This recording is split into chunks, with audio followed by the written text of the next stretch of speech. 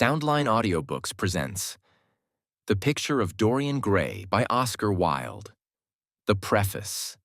The artist is the creator of beautiful things.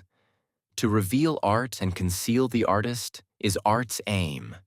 The critic is he who can translate into another manner or a new material his impression of beautiful things. The highest as the lowest form of criticism is a mode of autobiography. Those who find ugly meanings in beautiful things are corrupt without being charming. This is a fault. Those who find beautiful meanings in beautiful things are the cultivated. For these there is hope. They are the elect to whom beautiful things mean only beauty. There is no such thing as a moral or an immoral book. Books are well written or badly written. That is all.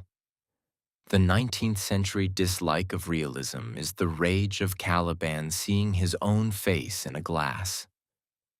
The 19th century dislike of romanticism is the rage of Caliban not seeing his own face in a glass. The moral life of man forms part of the subject matter of the artist, but the morality of art consists in the perfect use of an imperfect medium. No artist desires to prove anything. Even things that are true can be proved. No artist has ethical sympathies. An ethical sympathy in an artist is an unpardonable mannerism of style.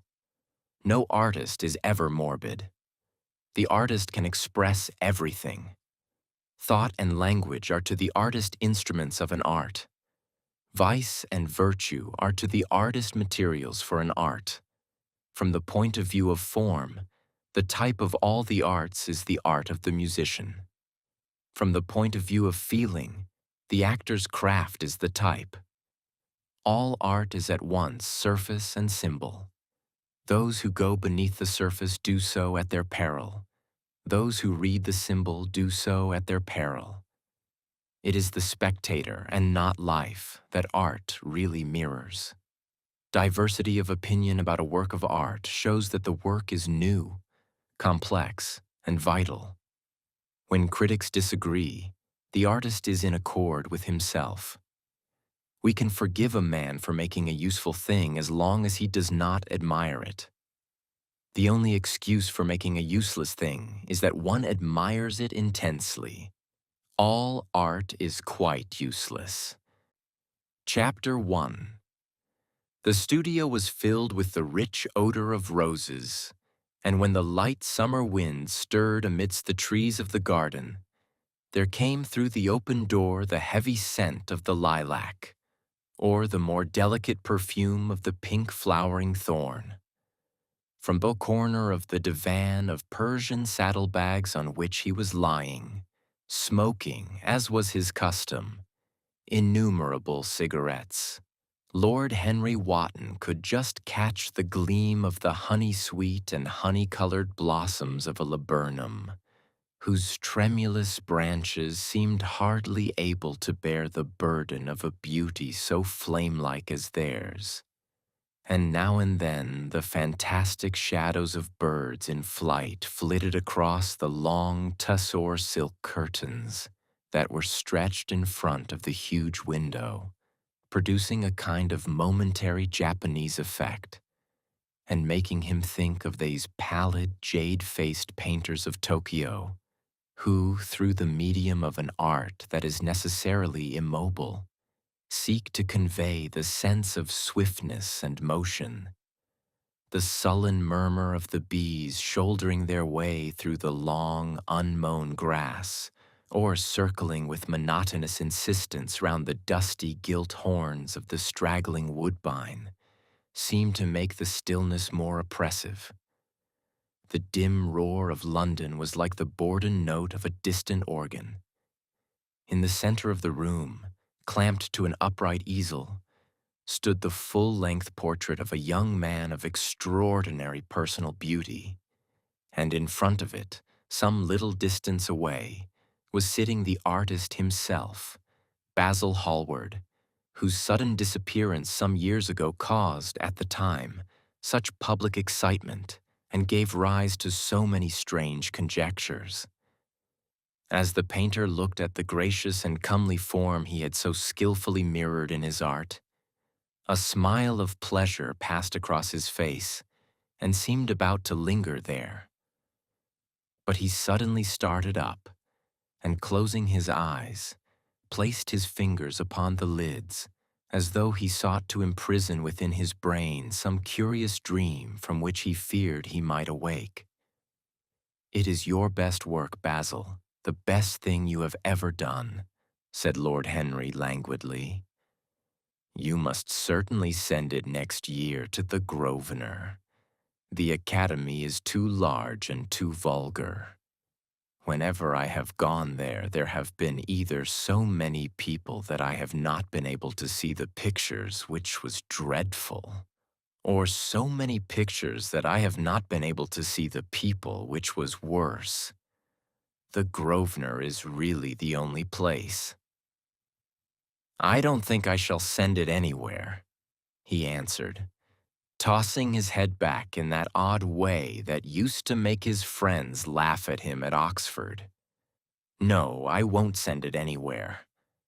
Lord Henry elevated his eyebrows and looked at him in amazement through the thin blue wreaths of smoke that curled up in such fanciful whirls from his heavy opium-tainted cigarette. "Not send it anywhere?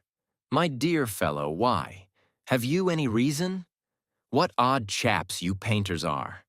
You do anything in the world to gain a reputation. As soon as you have one, you seem to want to throw it away.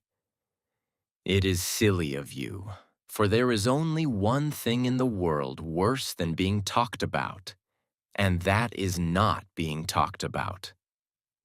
A portrait like this would set you far above all the young men in England, and make the old men quite jealous, if old men are ever capable of any emotion." "I know you will laugh at me," he replied, "but I really can't exhibit it. I have put too much of myself into it." Lord Henry stretched himself out on the divan and laughed. "Yes, I knew you would, but it is quite true all the same. Too much of yourself in it. Upon my word, Basil, I didn't know you were so vain, and I really can't see any resemblance between you, with your rugged, strong face and your coal-black hair, and this young Adonis, who looks as if he was made out of ivory and rose leaves. Why, my dear Basil, he is a Narcissus, and well, of course you have an intellectual expression and all that. But beauty, real beauty, ends where an intellectual expression begins. Intellect is in itself a mode of exaggeration and destroys the harmony of any face. The moment one sits down to think, one becomes all nose or all forehead or something horrid. Look at the successful men in any of the learned professions. How perfectly hideous they are. Except, of course, in the church. But then in the church they don't think. A bishop keeps on saying at the age of 80 what he was told to say when he was a boy of 18, and as a natural consequence, he always looks absolutely delightful. Your mysterious young friend, whose name you have never told me, but whose picture really fascinates me, never thinks. I feel quite sure of that. He is some brainless, beautiful creature who should be always here in winter when we have no flowers to look at, and always here in summer when we want something to chill our intelligence. Don't flatter yourself, Basil. You are not in the least like him. You don't understand me, Harry, answered the artist. Of course I'm not like him. I know that perfectly well. Indeed, I should be sorry to look like him. You shrug your shoulders? I am telling you the truth. There is a fatality about all physical and intellectual distinction, the sort of fatality that seems to dog through history the faltering steps of kings. It is better not to be different from one's fellows. The ugly and the stupid have the best of it in this world. They can sit at their ease and gape at the play. If they know nothing of victory, they are at least spared the knowledge of defeat. They live as we all should live, undisturbed, indifferent, and without disquiet. They neither bring ruin upon others, nor ever receive it from alien hands. Your rank and wealth, Harry, my brains such as they are, my art, whatever it may be worth, Dorian Gray's good looks, we shall all suffer for what the gods have given us, suffer terribly. Dorian Gray? Is that his name? Asked Lord Henry, walking across the studio towards Basil Hallward. Yes, that is his name. I didn't intend to tell it to you. But why not? Oh, I can't explain. When I like people immensely, I never tell their names to anyone. It is like surrendering a part of them. I have grown to love secrecy. It seems to be the one thing that can make modern life mysterious or marvelous to us. The commonest thing is delightful if one only hides it. When I leave town now, I never tell my people where I'm going. If I did, I would lose all my pleasure. It is a silly habit, I dare say, but somehow it seems to bring a great deal of romance into one's life. I suppose you think me awfully foolish about it? Not at all, answered Lord Henry. Not at all, my dear Basil. You seem to forget that I am married, and the one charm of marriage is that it makes a life of deception absolutely necessary for both parties. I never know where my wife is, and my wife never knows what I'm doing. When we do meet occasionally. When we dine out together or go down to the Duke's, we tell each other the most absurd stories with the most serious faces. My wife is very good at it, much better, in fact, than I am. She never gets confused over her dates, and I always do. But when she does find me out, she makes no row at all. I sometimes wish she would, but she merely laughs at me. I hate the way you talk about your married life, Harry, said Basil Hallward, strolling towards the door that led into the garden. I believe that you are really a very good husband, but that you are thoroughly ashamed of your own virtues. You are an extraordinary fellow. You never say a moral thing, and you never do a wrong thing. Your cynicism is simply a pose. Being natural is simply a pose. And the most irritating pose I know, cried Lord Henry, laughing. And the two young men went out into the garden together and ensconced themselves on a long bamboo seat that stood in the shade of a tall laurel bush. The sunlight slipped over the polished leaves. In the grass, white daisies were tremulous. After a pause, Lord Henry pulled out his watch. I am afraid I must be going, Basil, he murmured. And before I go, I insist on your answering a question I put to you some time ago. What is that? Said the painter, keeping his eyes fixed on the ground. You know quite well. I do not, Harry. Well, I will tell you what it is. I want you to explain to me why you won't exhibit Dorian Gray's picture. I want the real reason. I told you the real reason. No, you did not. You said it was because there was too much of yourself in it. Now that is childish. Harry, said Basil Hallward, looking him straight in the face, every portrait that is painted with feeling is a portrait of the artist, not of the sitter. The sitter is merely the accident, the occasion. It is not he who is revealed by the painter. It is rather the painter who, on the colored canvas, reveals himself. The reason I will not exhibit this picture is that I am afraid that I have shown in it the secret of my own soul. Lord Henry laughed. And what is that? He asked. I will tell you, said Hallward. but an expression of perplexity came over his face. "I am all expectation, Basil," continued his companion, glancing at him. "Oh, there is really very little to tell, Harry," answered the painter, "and I am afraid you will hardly understand it. Perhaps you will hardly believe it." Lord Henry smiled, and leaning down, plucked a pink-petaled daisy from the grass and examined it. "I am quite sure I shall understand it," he replied, gazing intently at the little golden, white-feathered disc. "And as for believing things, I can believe anything, provided that it is quite incredible." The wind shook some blossoms from the trees, and the heavy lilac blooms, with their clustering stars, moved to and fro in the languid air. A grasshopper began to chirrup by the wall, and like a blue thread, a long, thin dragonfly floated past on its brown gauze wings. Lord Henry felt as if he could hear Basil Hallward's heart beating and wondered what was coming. "The story is simply this," said the painter after some time. 2 months ago, I went to a crush at Lady Brandon's. You know we poor artists have to show ourselves in society from time to time, just to remind the public that we are not savages.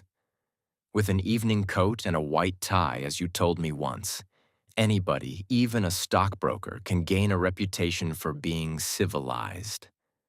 Well, after I'd been in the room about 10 minutes, talking to huge overdressed dowagers and tedious academicians, I suddenly became conscious that someone was looking at me. I turned halfway round and saw Dorian Gray for the first time. When our eyes met, I felt that I was growing pale. A curious sensation of terror came over me.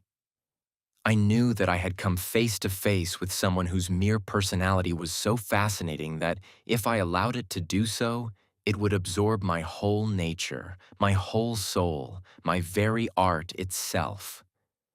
I did not want any external influence in my life. You know yourself, Harry, how independent I am by nature. I have always been my own master, had at least always been so, till I met Dorian Gray. Then, but I don't know how to explain it to you.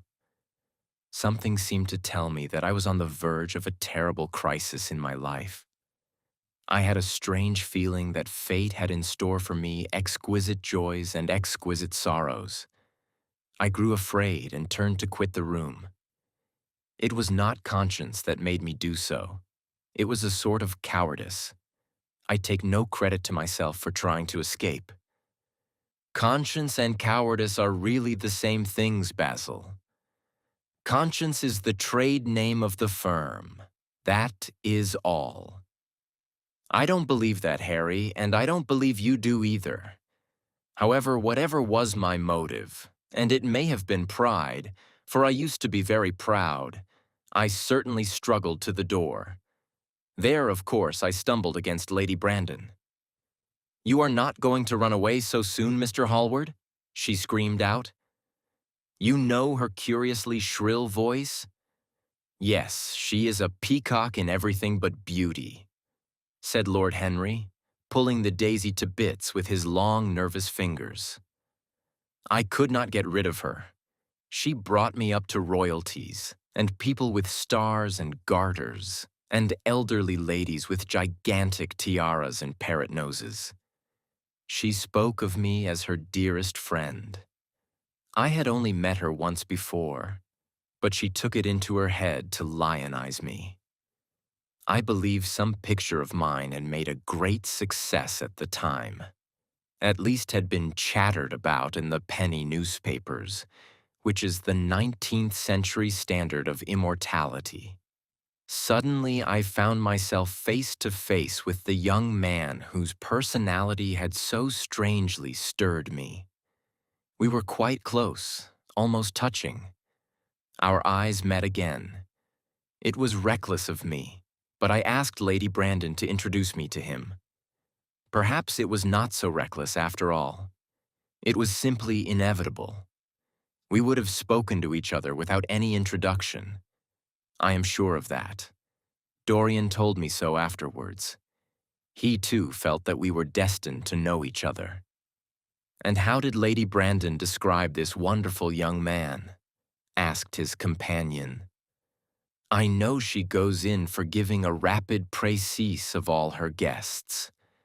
I remember her bringing me up to a truculent and red-faced old gentleman covered all over with orders and ribbons, and hissing into my ear in a tragic whisper which must have been perfectly audible to everybody in the room, the most astounding details. I simply fled. I like to find out people for myself, but Lady Brandon treats her guests exactly as an auctioneer treats his goods. She either explains them entirely away or tells one everything about them except what one wants to know. Poor Lady Brandon. You are hard on her, Harry, said Hallward listlessly.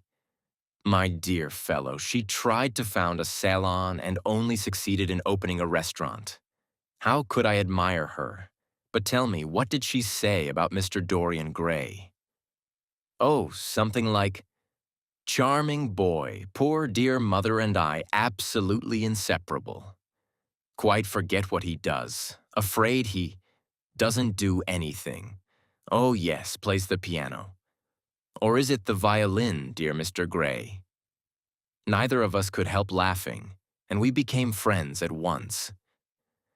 Laughter is not at all a bad beginning for a friendship, and it is far the best ending for one, said the young lord, plucking another daisy. Hallward shook his head. You don't understand what friendship is, Harry, he murmured, or what enmity is, for that matter. You like everyone. That is to say, you are indifferent to everyone. How horribly unjust of you, cried Lord Henry, tilting his hat back and looking up at the little clouds that, like raveled skeins of glossy white silk, were drifting across the hollowed turquoise of the summer sky. Yes, horribly unjust of you. I make a great difference between people. I choose my friends for their good looks, my acquaintances for their good characters, and my enemies for their good intellects. A man cannot be too careful in the choice of his enemies. I have not got one who is a fool. They are all men of some intellectual power, and consequently, they all appreciate me. Is that very vain of me? I think it is rather vain. I should think it was, Harry. But according to your category, I must be merely an acquaintance. My dear old Basil, you are much more than an acquaintance, and much less than a friend. A sort of brother, I suppose? Oh, brothers. I don't care for brothers. My elder brother won't die, and my younger brothers seem never to do anything else. Harry, exclaimed Hallward, frowning. My dear fellow, I'm not quite serious, but I can't help detesting my relations. I suppose it comes from the fact that none of us can stand other people having the same faults as ourselves. I quite sympathize with the rage of the English democracy against what they call the vices of the upper orders. The masses feel that drunkenness, stupidity, and immorality should be their own special property, and that if any one of us makes an ass of himself, he is poaching on their preserves. When poor Southwark got into the divorce court, their indignation was quite magnificent. And yet I don't suppose that 10% of the proletariat live correctly. I don't agree with a single word that you have said, and what is more, Harry, I feel sure you don't either. Lord Henry stroked his pointed brown beard and tapped the toe of his patent leather boot with a tasseled ebony cane. How English you are, Basil. That is the second time you have made that observation. If one puts forward an idea to a true Englishman, Always a rash thing to do. He never dreams of considering whether the idea is right or wrong. The only thing he considers of any importance is whether one believes it oneself. Now, the value of an idea has nothing whatsoever to do with the sincerity of the man who expresses it. Indeed, the probabilities are that the more insincere the man is, the more purely intellectual will the idea be, as in that case it will not be colored by either his wants, his desires, or his prejudices. However, I don't propose to discuss politics, sociology, or metaphysics with you. I like persons better than principles, and I like persons with no principles better than anything else in the world. Tell me more about Mr. Dorian Gray. How often do you see him? Every day. I couldn't be happy if I didn't see him every day. He is absolutely necessary to me. How extraordinary. I thought you would never care for anything but your art. He is all my art to me now, said the painter gravely. I sometimes think, Harry, that there are only two eras of any importance in the world's history. The first is the appearance of a new medium for art, and the second is the appearance of a new personality for art also. What the invention of oil painting was to the Venetians, the face of Antinous was to late Greek sculpture, and the face of Dorian Gray will someday be to me. It is not merely that I paint from him, draw from him, sketch from him. Of course, I have done all that. But he is much more to me than a model or a sitter. I won't tell you that I am dissatisfied with what I have done of him, or that his beauty is such that art cannot express it. There is nothing that art cannot express, and I know that the work I have done since I met Dorian Gray is good work, is the best work of my life. But in some curious way, I wonder will you understand me? His personality has suggested to me an entirely new manner in art, an entirely new mode of style. I see things differently. I think of them differently. I can now recreate life in a way that was hidden from me before. A dream of form in days of thought. Who is it who says that? I forget. But it is what Dorian Gray has been to me. The merely visible presence of this lad, for he seems to me little more than a lad, though he is really over 20, his merely visible presence. Ah, I wonder can you realize all that means? Unconsciously, he defines for me the lines of a fresh school, a school that is to have in it all the passion of the romantic spirit, all the perfection of the spirit that is Greek, the harmony of soul and body. How much that is. We, in our madness, have separated the two and have invented a realism that is vulgar, an ideality that is void. Harry, if you only knew what Dorian Gray is to me, you remember that landscape of mine for which Agnew offered me such a huge price but which I would not part with. It is one of the best things I have ever done. And why is it so? Because while I was painting it, Dorian Gray sat beside me. Some subtle influence passed from him to me, and for the first time in my life, I saw in the plain woodland the wonder I had always looked for and always missed. Basil, this is extraordinary. I must see Dorian Gray. Hallward got up from the seat and walked up and down the garden. After some time, he came back. Harry, he said, Dorian Gray is to me simply a motive in art. You might see nothing in him. I see everything in him. He is never more present in my work than when no image of him is there. He is a suggestion, as I have said, of a new manner. I find him in the curves of certain lines, in the loveliness and subtleties of certain colors. That is all. Then why won't you exhibit his portrait? Asked Lord Henry.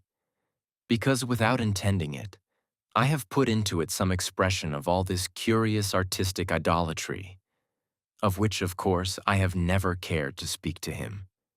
He knows nothing about it. He shall never know anything about it. But the world might guess it, and I will not bare my soul to their shallow prying eyes. My heart shall never be put under their microscope. There is too much of myself in the thing, Harry. Too much of myself. Poets are not so scrupulous as you are. They know how useful passion is for publication. Nowadays, a broken heart will run to many editions. I hate them for it, cried Hallward. An artist should create beautiful things, but should put nothing of his own life into them. We live in an age when men treat art as if it were meant to be a form of autobiography. We have lost the abstract sense of beauty. Some day I will show the world what it is, and for that reason the world shall never see my portrait of Dorian Gray. I think you are wrong, Basil, but I won't argue with you. It is only the intellectually lost who ever argue. Tell me, is Dorian Gray very fond of you? The painter considered for a few moments. He likes me, he answered after a pause. I know he likes me. Of course I flatter him dreadfully. I find a strange pleasure in saying things to him that I know I shall be sorry for having said. As a rule, he is charming to me, and we sit in the studio and talk of 1,000 things. Now and then, however, he is horribly thoughtless and seems to take a real delight in giving me pain.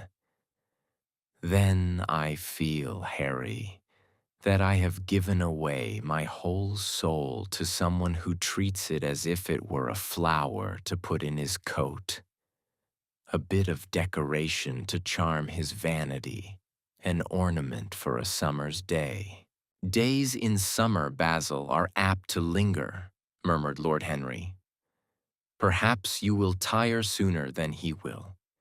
It is a sad thing to think of, but there is no doubt that genius lasts longer than beauty. That accounts for the fact that we all take such pains to overeducate ourselves. In the wild struggle for existence, we want to have something that endures. And so we fill our minds with rubbish and facts, in the silly hope of keeping our place. The thoroughly well-informed man, that is the modern ideal. And the mind of the thoroughly well-informed man is a dreadful thing. It is like a bric-a-brac shop, all monsters and dust, with everything priced above its proper value. I think you will tire first, all the same. Some day you will look at your friend, and he will seem to you to be a little out of drawing, or you won't like his tone of color or something. You will bitterly reproach him in your own heart, and seriously think that he has behaved very badly to you. The next time he calls, you will be perfectly cold and indifferent. It will be a great pity, for it will alter you. What you have told me is quite a romance of art, one might call it, and the worst of having a romance of any kind is that it leaves one so unromantic. Harry, don't talk like that. As long as I live, the personality of Dorian Gray will dominate me. You can't feel what I feel. You change too often. Ah, my dear Basil, that is exactly why I can feel it. Those who are faithful know only the trivial side of love. It is the faithless who know love's tragedies. And Lord Henry struck a light on a dainty silver case and began to smoke a cigarette with a self-conscious and satisfied air, as if he had summed up the world in a phrase. There was a rustle of chirruping sparrows in the green lacquer leaves of the ivy, and the blue cloud shadows chased themselves across the grass like swallows. How pleasant it was in the garden, and how delightful other people's emotions were. Much more delightful than their ideas, it seemed to him. one's own soul and the passions of one's friends. Those were the fascinating things in life. He pictured to himself with silent amusement the tedious luncheon that he had missed by staying so long with Basil Hallward. Had he gone to his aunt's, he would have been sure to have met Lord Goodbody there, and the whole conversation would have been about the feeding of the poor and the necessity for model lodging houses. Each class would have preached the importance of those virtues, for whose exercise there was no necessity in their own lives. The rich would have spoken on the value of thrift, and the idle grown eloquent over the dignity of labor. It was charming to have escaped all that. As he thought of his aunt, an idea seemed to strike him. He turned to Hallward and said, "My dear fellow, I have just remembered." "Remembered what, Harry?" "Where I heard the name of Dorian Gray." "Where was it?" asked Hallward with a slight frown. "Don't look so angry, Basil. It was at my aunt, Lady Agatha's. She told me she had discovered a wonderful young man who was going to help her in the East End, and that his name was Dorian Gray. I am bound to state that she never told me he was good-looking. Women have no appreciation of good looks. At least, good women have not. She said that he was very earnest and had a beautiful nature. I at once pictured to myself a creature with spectacles and lank hair, horribly freckled and tramping about on huge feet. I wish I had known it was your friend." "I am very glad you didn't, Harry." "Why? I don't want you to meet him." "You don't want me to meet him?" "No. Mr. Dorian Gray is in the studio, sir," said the butler, coming into the garden. "You must introduce me now," cried Lord Henry, laughing. The painter turned to his servant, who stood blinking in the sunlight. "Ask Mr. Gray to wait, Parker. I shall be in a few moments." The man bowed and went up the walk. Then he looked at Lord Henry. "Dorian Gray is my dearest friend," he said. "He has a simple and a beautiful nature. Your aunt was quite right in what she said of him. Don't spoil him. Don't try to influence him. Your influence would be bad. The world is wide and has many marvelous people in it. Don't take away from me the one person who gives to my art whatever charm it possesses. My life as an artist depends on him. Mind, Harry, I trust you." He spoke very slowly, and the words seemed wrung out of him almost against his will. "What nonsense you talk," said Lord Henry, smiling, and taking Hallward by the arm, he almost led him into the house. Chapter 2. As they entered, they saw Dorian Gray. He was seated at the piano with his back to them, turning over the pages of a volume of Schumann's Forest Scenes. "You must lend me these, Basil," he cried. "I want to learn them. They are perfectly charming." "That entirely depends on how you sit today, Dorian." "Oh, I am tired of sitting, and I don't want a life-sized portrait of myself," answered the lad, swinging round on the music stool in a willful, petulant manner. When he caught sight of Lord Henry, a faint blush colored his cheeks for a moment, and he started up. "I beg your pardon, Basil, but I didn't know you had anyone with you. This is Lord Henry Wotton, Dorian, an old Oxford friend of mine. I have just been telling him what a capital sitter you were, and now you have spoiled everything." "You have not spoiled my pleasure in meeting you, Mr. Gray," said Lord Henry, stepping forward and extending his hand. "My aunt has often spoken to me about you. You are one of her favorites, and I'm afraid, one of her victims also." "I am in Lady Agatha's black books at present," answered Dorian with a funny look of penitence. "I promised to go to a club in Whitechapel with her last Tuesday. and I really forgot all about it. We were to have played a duet together. 3 duets, I believe. I don't know what she will say to me. I am far too frightened to call. Oh, I will make your peace with my aunt. She is quite devoted to you. And I don't think it really matters about your not being there. The audience probably thought it was a duet. When Aunt Agatha sits down to the piano, she makes quite enough noise for 2 people. That is very horrid to her, and not very nice to me, answered Dorian, laughing. Lord Henry looked at him. Yes, he was certainly wonderfully handsome, with his finely curved scarlet lips, his frank blue eyes, his crisp gold hair. There was something in his face that made one trust him at once. All the candor of youth was there, as well as all youth's passionate purity. One felt that he had kept himself unspotted from the world. No wonder Basil Hallward worshipped him. You are too charming to go in for philanthropy, Mr. Gray. Far too charming. And Lord Henry flung himself down on the divan and opened his cigarette case. The painter had been busy mixing his colors and getting his brushes ready. He was looking worried, and when he heard Lord Henry's last remark, he glanced at him, hesitated for a moment, and then said, "Harry, I want to finish this picture today.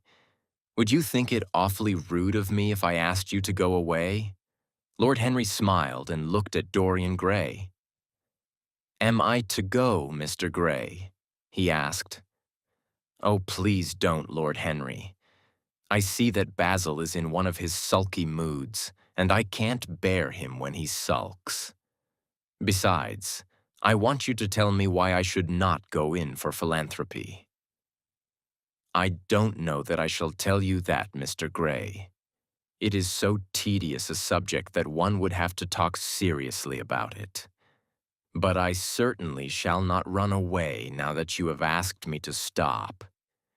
You don't really mind, Basil, do you? You have often told me that you liked your sitters to have someone to chat to." Hallward bit his lip. "If Dorian wishes it, of course you must stay. Dorian's whims are laws to everybody except himself." Lord Henry took up his hat and gloves. "You are very pressing, Basil, but I am afraid I must go. I have promised to meet a man at the Orlands.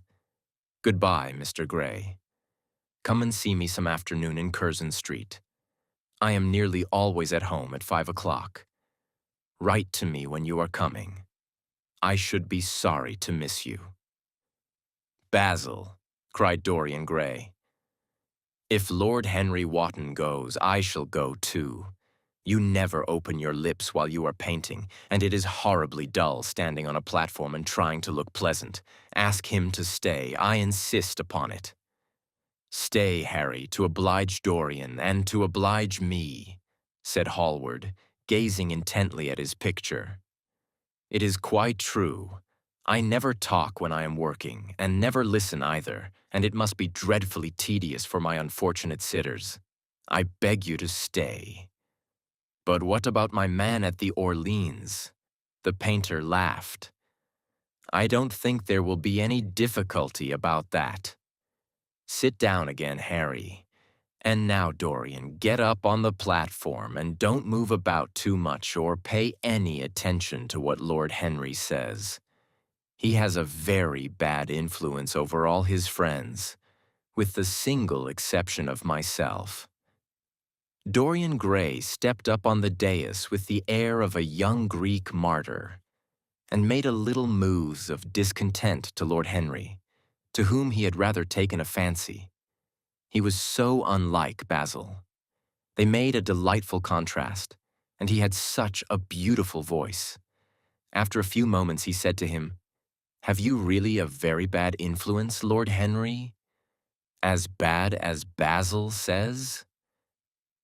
"There is no such thing as a good influence, Mr. Gray. All influence is immoral, immoral from the scientific point of view." Why? Because to influence a person is to give him one's own soul. He does not think his natural thoughts or burn with his natural passions. His virtues are not real to him. His sins, if there are such things as sins, are borrowed. He becomes an echo of someone else's music, an actor of a part that has not been written for him. The aim of life is self-development, to realize one's nature perfectly. That is what each of us is here for. People are afraid of themselves nowadays. They have forgotten the highest of all duties, the duty that one owes to oneself. Of course, they are charitable. They feed the hungry and clothe the beggar. But their own souls starve and are naked.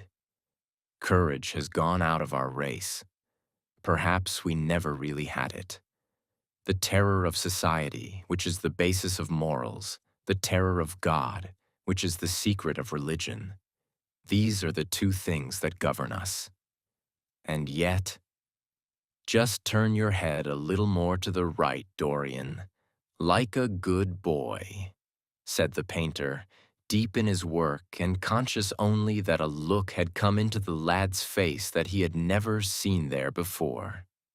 And yet, continued Lord Henry in his low, musical voice, and with that graceful wave of the hand that was always so characteristic of him, and that he had even in his Eton days, I believe that if one man were to live out his life fully and completely, were to give form to every feeling, expression to every thought, reality to every dream, I believe that the world would gain such a fresh impulse of joy that we would forget all the maladies of medievalism and return to the Hellenic ideal, to something finer, richer than the Hellenic ideal, it may be. But the bravest man amongst us is afraid of himself. The mutilation of the savage has its tragic survival in the self-denial that mars our lives.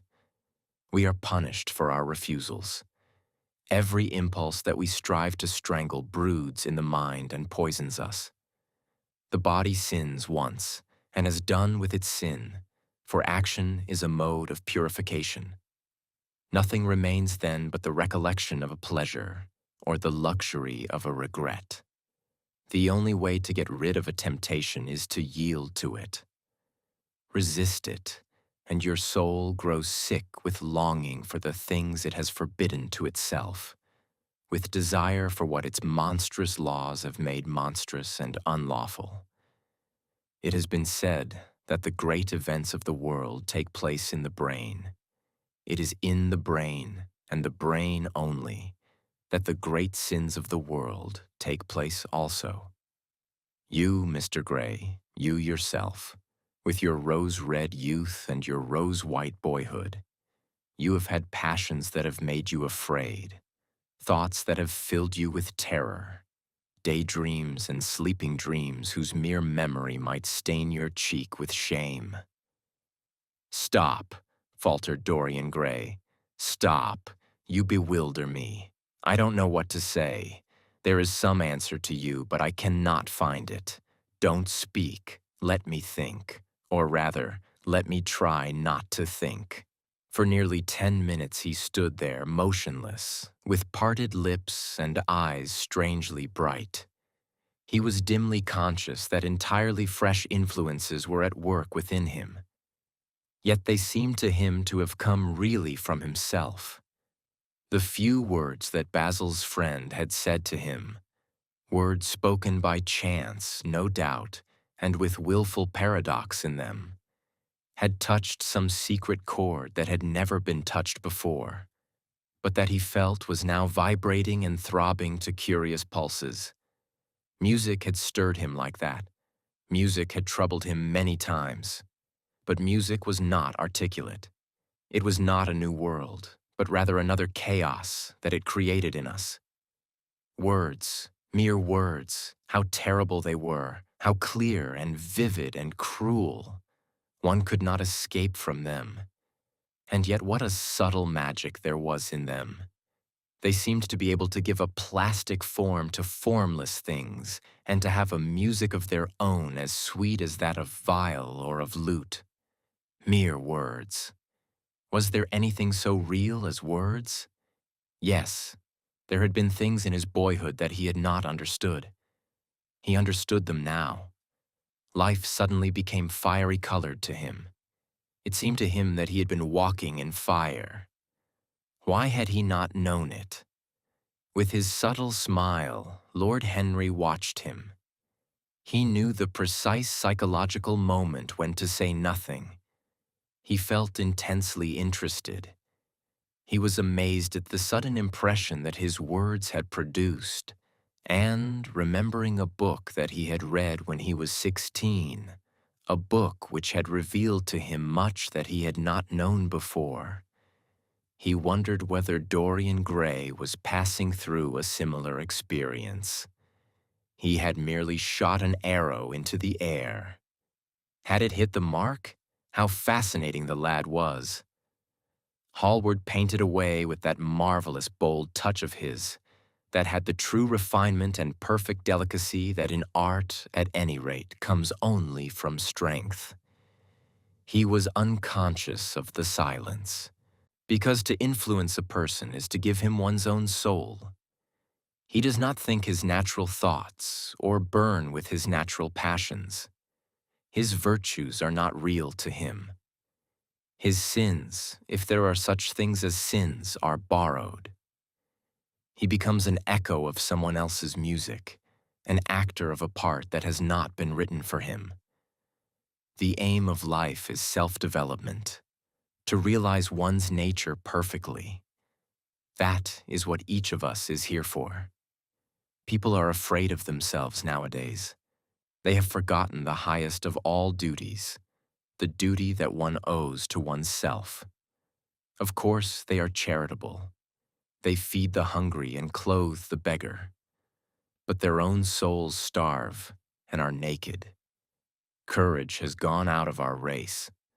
Perhaps we never really had it. The terror of society, which is the basis of morals, the terror of God, which is the secret of religion. These are the two things that govern us. And yet, just turn your head a little more to the right, Dorian, like a good boy, said the painter, deep in his work and conscious only that a look had come into the lad's face that he had never seen there before.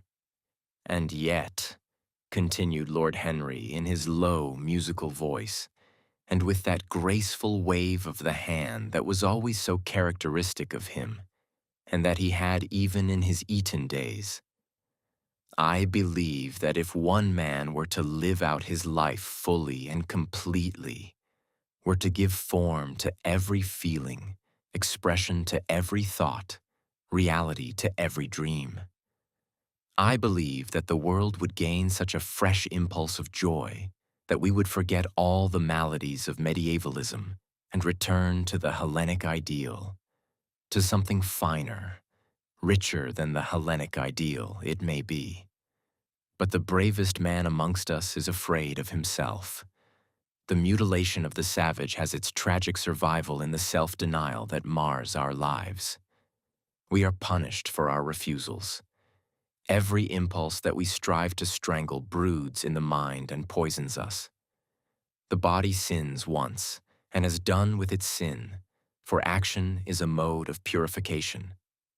Nothing remains then but the recollection of a pleasure, or the luxury of a regret. The only way to get rid of a temptation is to yield to it. Resist it, and your soul grows sick with longing for the things it has forbidden to itself, with desire for what its monstrous laws have made monstrous and unlawful. It has been said that the great events of the world take place in the brain. It is in the brain, and the brain only, that the great sins of the world take place also. You, Mr. Gray, you yourself, with your rose-red youth and your rose-white boyhood, you have had passions that have made you afraid, thoughts that have filled you with terror, daydreams and sleeping dreams whose mere memory might stain your cheek with shame.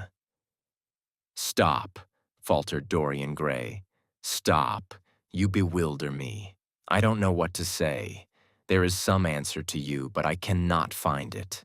Don't speak. Let me think. Or rather, let me try not to think." For nearly 10 minutes he stood there, motionless, with parted lips and eyes strangely bright.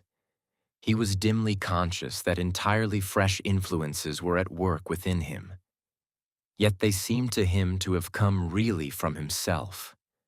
The few words that Basil's friend had said to him, words spoken by chance, no doubt, and with willful paradox in them, had touched some secret chord that had never been touched before, but that he felt was now vibrating and throbbing to curious pulses. Music had stirred him like that. Music had troubled him many times. But music was not articulate. It was not a new world, but rather another chaos that it created in us. Words, mere words, how terrible they were, how clear and vivid and cruel. One could not escape from them. And yet what a subtle magic there was in them. They seemed to be able to give a plastic form to formless things, and to have a music of their own as sweet as that of viol or of lute. Mere words. Was there anything so real as words? Yes, there had been things in his boyhood that he had not understood. He understood them now. Life suddenly became fiery-colored to him. It seemed to him that he had been walking in fire.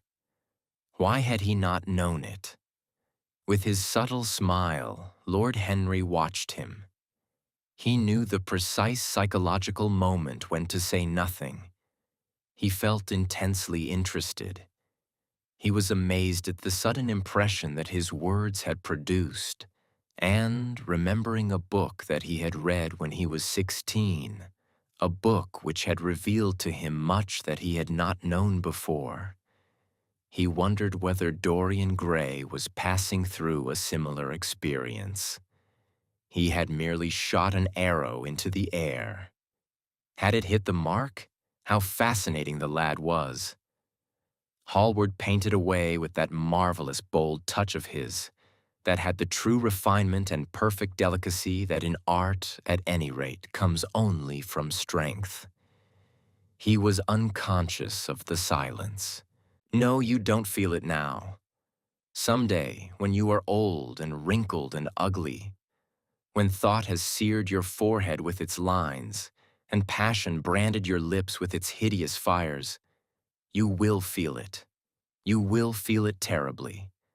Now, wherever you go, you charm the world. Will it always be so? You have a wonderfully beautiful face, Mr. Gray. Don't frown, you have. And beauty is a form of genius, is higher indeed than genius, as it needs no explanation. It is of the great facts of the world, like sunlight or springtime, or the reflection in dark waters of that silver shell we call the moon. It cannot be questioned. It has its divine right of sovereignty.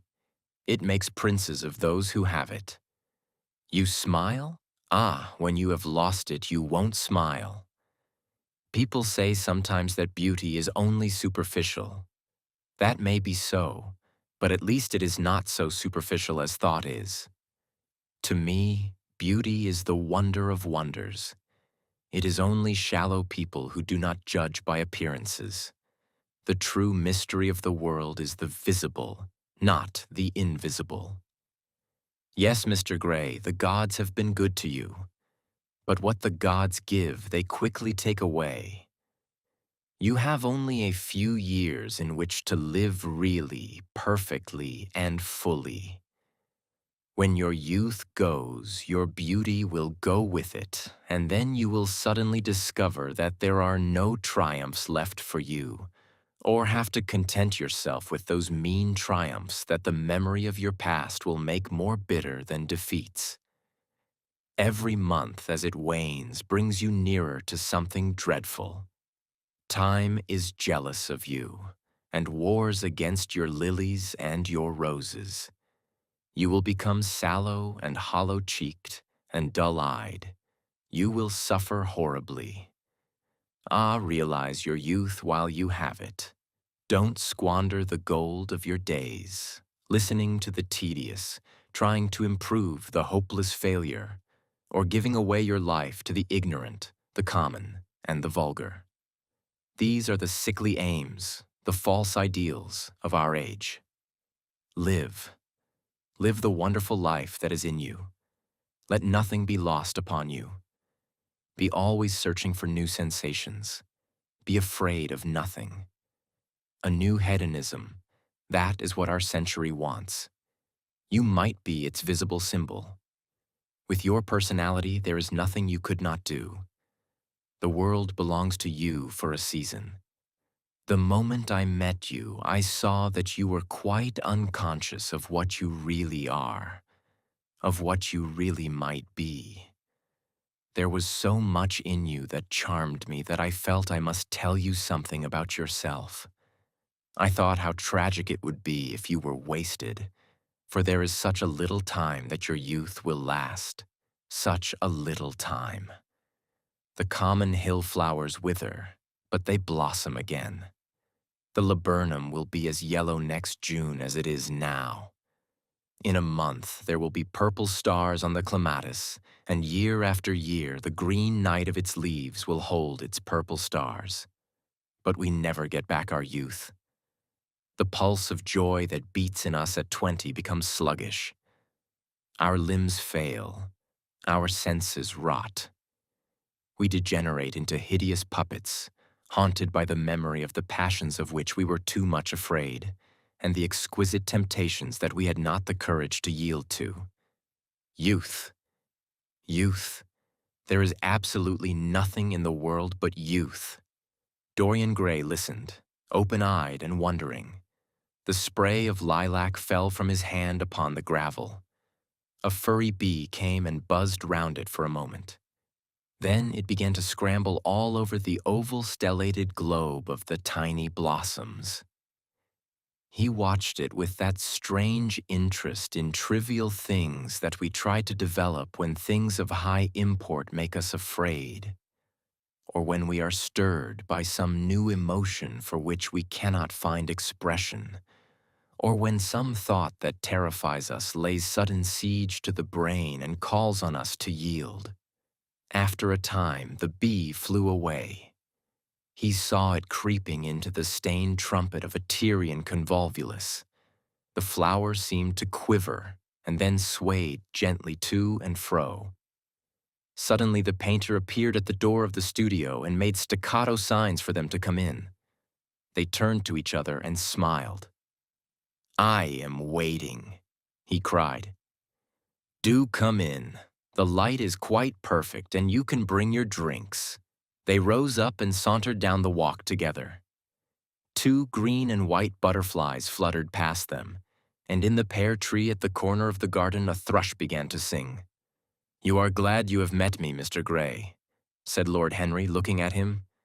"Yes, I am glad now. I wonder, shall I always be glad?"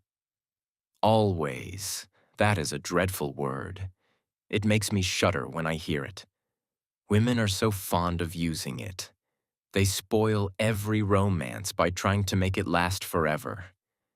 It is a meaningless word, too. The only difference between a caprice and a lifelong passion is that the caprice lasts a little longer.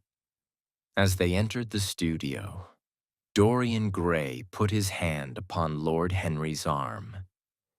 "In that case, let our friendship be a caprice," he murmured, flushing at his own boldness, then stepped up on the platform and resumed his pose. Lord Henry flung himself into a large wicker armchair and watched him. The sweep and dash of the brush on the canvas made the only sound that broke the stillness, except when, now and then, Hallward stepped back to look at his work from a distance. In the slanting beams that streamed through the open doorway, the dust danced and was golden. The heavy scent of the roses seemed to brood over everything. After about a quarter of an hour, Hallward stopped painting, looked for a long time at Dorian Gray, and then for a long time at the picture, biting the end of one of his huge brushes and frowning. "It is quite finished," he cried at last, and stooping down, he wrote his name in long vermilion letters on the left-hand corner of the canvas. Lord Henry came over and examined the picture. It was certainly a wonderful work of art, and a wonderful likeness as well. "My dear fellow, I congratulate you most warmly," he said. "It is the finest portrait of modern times. Mr. Gray, come over and look at yourself." The lad started, as if awakened from some dream. "Is it really finished?" he murmured, stepping down from the platform. "Quite finished," said the painter. "And you have sat splendidly today. I'm awfully obliged to you." "That is entirely due to me," broke in Lord Henry. "Isn't it, Mr. Gray?" Dorian made no answer, but passed listlessly in front of his picture and turned towards it. When he saw it, he drew back, and his cheeks flushed for a moment with pleasure. A look of joy came into his eyes, as if he had recognized himself for the first time. He stood there motionless and in wonder, dimly conscious that Hallward was speaking to him, but not catching the meaning of his words. The sense of his own beauty came on him like a revelation. He had never felt it before.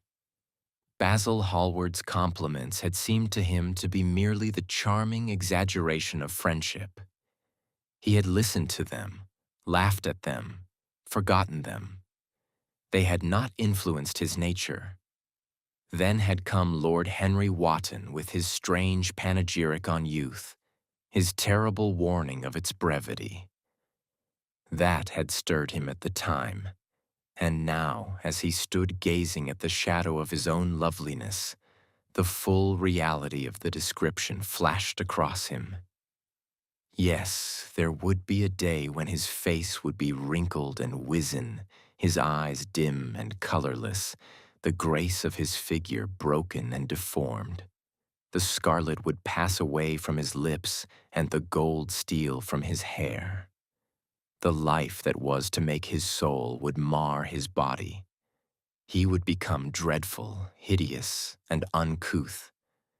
As he thought of it, a sharp pang of pain struck through him like a knife and made each delicate fiber of his nature quiver. His eyes deepened into amethyst, and across them came a mist of tears. He felt as if a hand of ice had been laid upon his heart. "Don't you like it?" cried Hallward at last, stung a little by the lad's silence, not understanding what it meant. "Of course he likes it," said Lord Henry. "Who wouldn't like it? It is one of the greatest things in modern art. I will give you anything you like to ask for it. I must have it." "It is not my property, Harry." "Whose property is it?" "Dorian's, of course," answered the painter. "He is a very lucky fellow." "How sad it is," murmured Dorian Gray, with his eyes still fixed upon his own portrait. "How sad it is. I shall grow old and horrible and dreadful, but this picture will remain always young. It will never be older than this particular day of June. If it were only the other way. If it were I who was to be always young, and the picture that was to grow old. For that, I would give everything. Yes, there is nothing in the whole world I would not give. I would give my soul for that." "You would hardly care for such an arrangement, Basil," cried Lord Henry, laughing. "It would be rather hard lines on your work." "I should object very strongly, Harry," said Hallward. Dorian Gray turned and looked at him. "I believe you would, Basil. You like your art better than your friends. I am no more to you than a green bronze figure. Hardly as much, I dare say. The painter stared in amazement. It was so unlike Dorian to speak like that. What had happened? He seemed quite angry. His face was flushed and his cheeks burning. Yes, he continued, I am less to you than your ivory Hermes or your silver fawn. You will like them always. How long will you like me? Till I have my first wrinkle, I suppose. I know now that when one loses one's good looks, whatever they may be, one loses everything. Your picture has taught me that. Lord Henry Wotton is perfectly right. Youth is the only thing worth having. When I find that I'm growing old, I shall kill myself. Hallward turned pale and caught his hand. Dorian, Dorian, he cried, don't talk like that. I have never had such a friend as you, and I shall never have such another. You are not jealous of material things, are you? You who are finer than any of them. I am jealous of everything whose beauty does not die. I am jealous of the portrait you have painted of me. Why should it keep what I must lose? Every moment that passes takes something from me and gives something to it. Oh, if it were only the other way. If the picture could change, and I could be always what I am now. Why did you paint it? It will mock me someday, mock me horribly. The hot tears welled into his eyes. He tore his hand away and, flinging himself on the divan, he buried his face in the cushions, as though he was praying. This is your doing, Harry, said the painter bitterly. Lord Henry shrugged his shoulders. It is the real Dorian Gray. That is all. It is not. If it is not, what have I to do with it? You should have gone away when I asked you, he muttered. I stayed when you asked me, was Lord Henry's answer. Harry, I can't quarrel with my two best friends at once, but between you both you have made me hate the finest piece of work I have ever done, and I will destroy it. What is it but canvas and color? I will not let it come across our three lives and mar them. Dorian Gray lifted his golden head from the pillow, and with pallid face and tear-stained eyes, looked at him as he walked over to the deal painting table that was set beneath a high curtained window. What was he doing there? His fingers were straying about among the litter of tin tubes and dry brushes, seeking for something. Yes, it was for the long palette knife, with its thin blade of lithe steel. He had found it at last. He was going to rip up the canvas. With a stifled sob, the lad leaped from the couch and, rushing over to Hallward, tore the knife out of his hand and flung it to the end of the studio. Don't, Basil, don't, he cried. It would be murder. I am glad you appreciate my work at last, Dorian, said the painter coldly when he had recovered from his surprise. I never thought you would. Appreciate it? I am in love with it, Basil. It is part of myself. I feel that. Well, as soon as you are dry, you shall be varnished and framed and sent home. Then you can do what you like with yourself. And he walked across the room and rang the bell for tea. You will have tea, of course, Dorian? And so will you, Harry? Or do you object to such simple pleasures? I adore simple pleasures, said Lord Henry. They are the last refuge of the complex. But I don't like scenes except on the stage. What absurd fellows you are, both of you. I wonder who it was defined man as a rational animal. It was the most premature definition ever given. Man is many things, but he is not rational. I am glad he is not, after all, though I wish you chaps would not squabble over the picture. You had much better let me have it, Basil. This silly boy doesn't really want it, and I really do. If you let anyone have it but me, Basil, I shall never forgive you, cried Dorian Gray. And I don't allow people to call me a silly boy. You know the picture is yours, Dorian. I gave it to you before it existed. And you know you have been a little silly, Mr. Gray, and that you don't really object to being reminded that you are extremely young. I should have objected very strongly this morning, Lord Henry. Ah, this morning. You have lived since then. There came a knock at the door, and the butler entered with a laden tea tray and set it down upon a small Japanese table. There was a rattle of cups and saucers and the hissing of a fluted Georgian urn. 2 globe-shaped china dishes were brought in by a page. Dorian Gray went over and poured out the tea.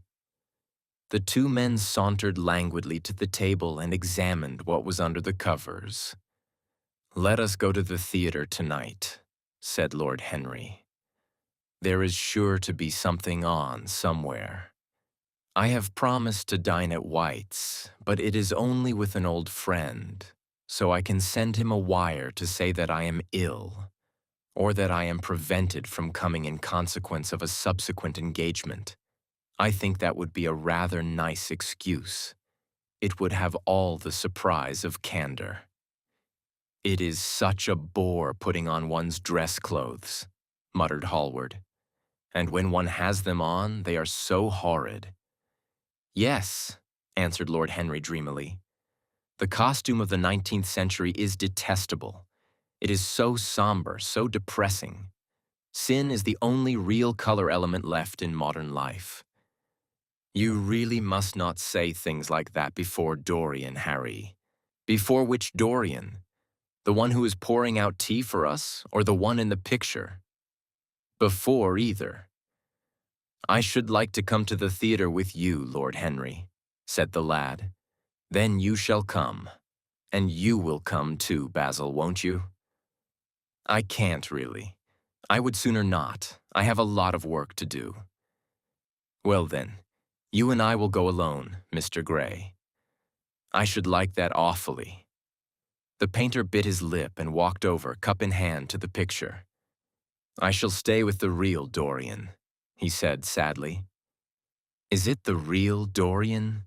cried the original of the portrait, strolling across to him. "Am I really like that?" "Yes, you are just like that. How wonderful, Basil. At least you are like it in appearance. But it will never alter," sighed Hallward. "That is something." "What a fuss people make about fidelity," exclaimed Lord Henry. "Why, even in love, it is purely a question for physiology. It has nothing to do with our own will. Young men want to be faithful and are not. Old men want to be faithless and cannot. That is all one can say." "Don't go to the theater tonight, Dorian," said Hallward. "Stop and dine with me." "I can't, Basil." "Why?"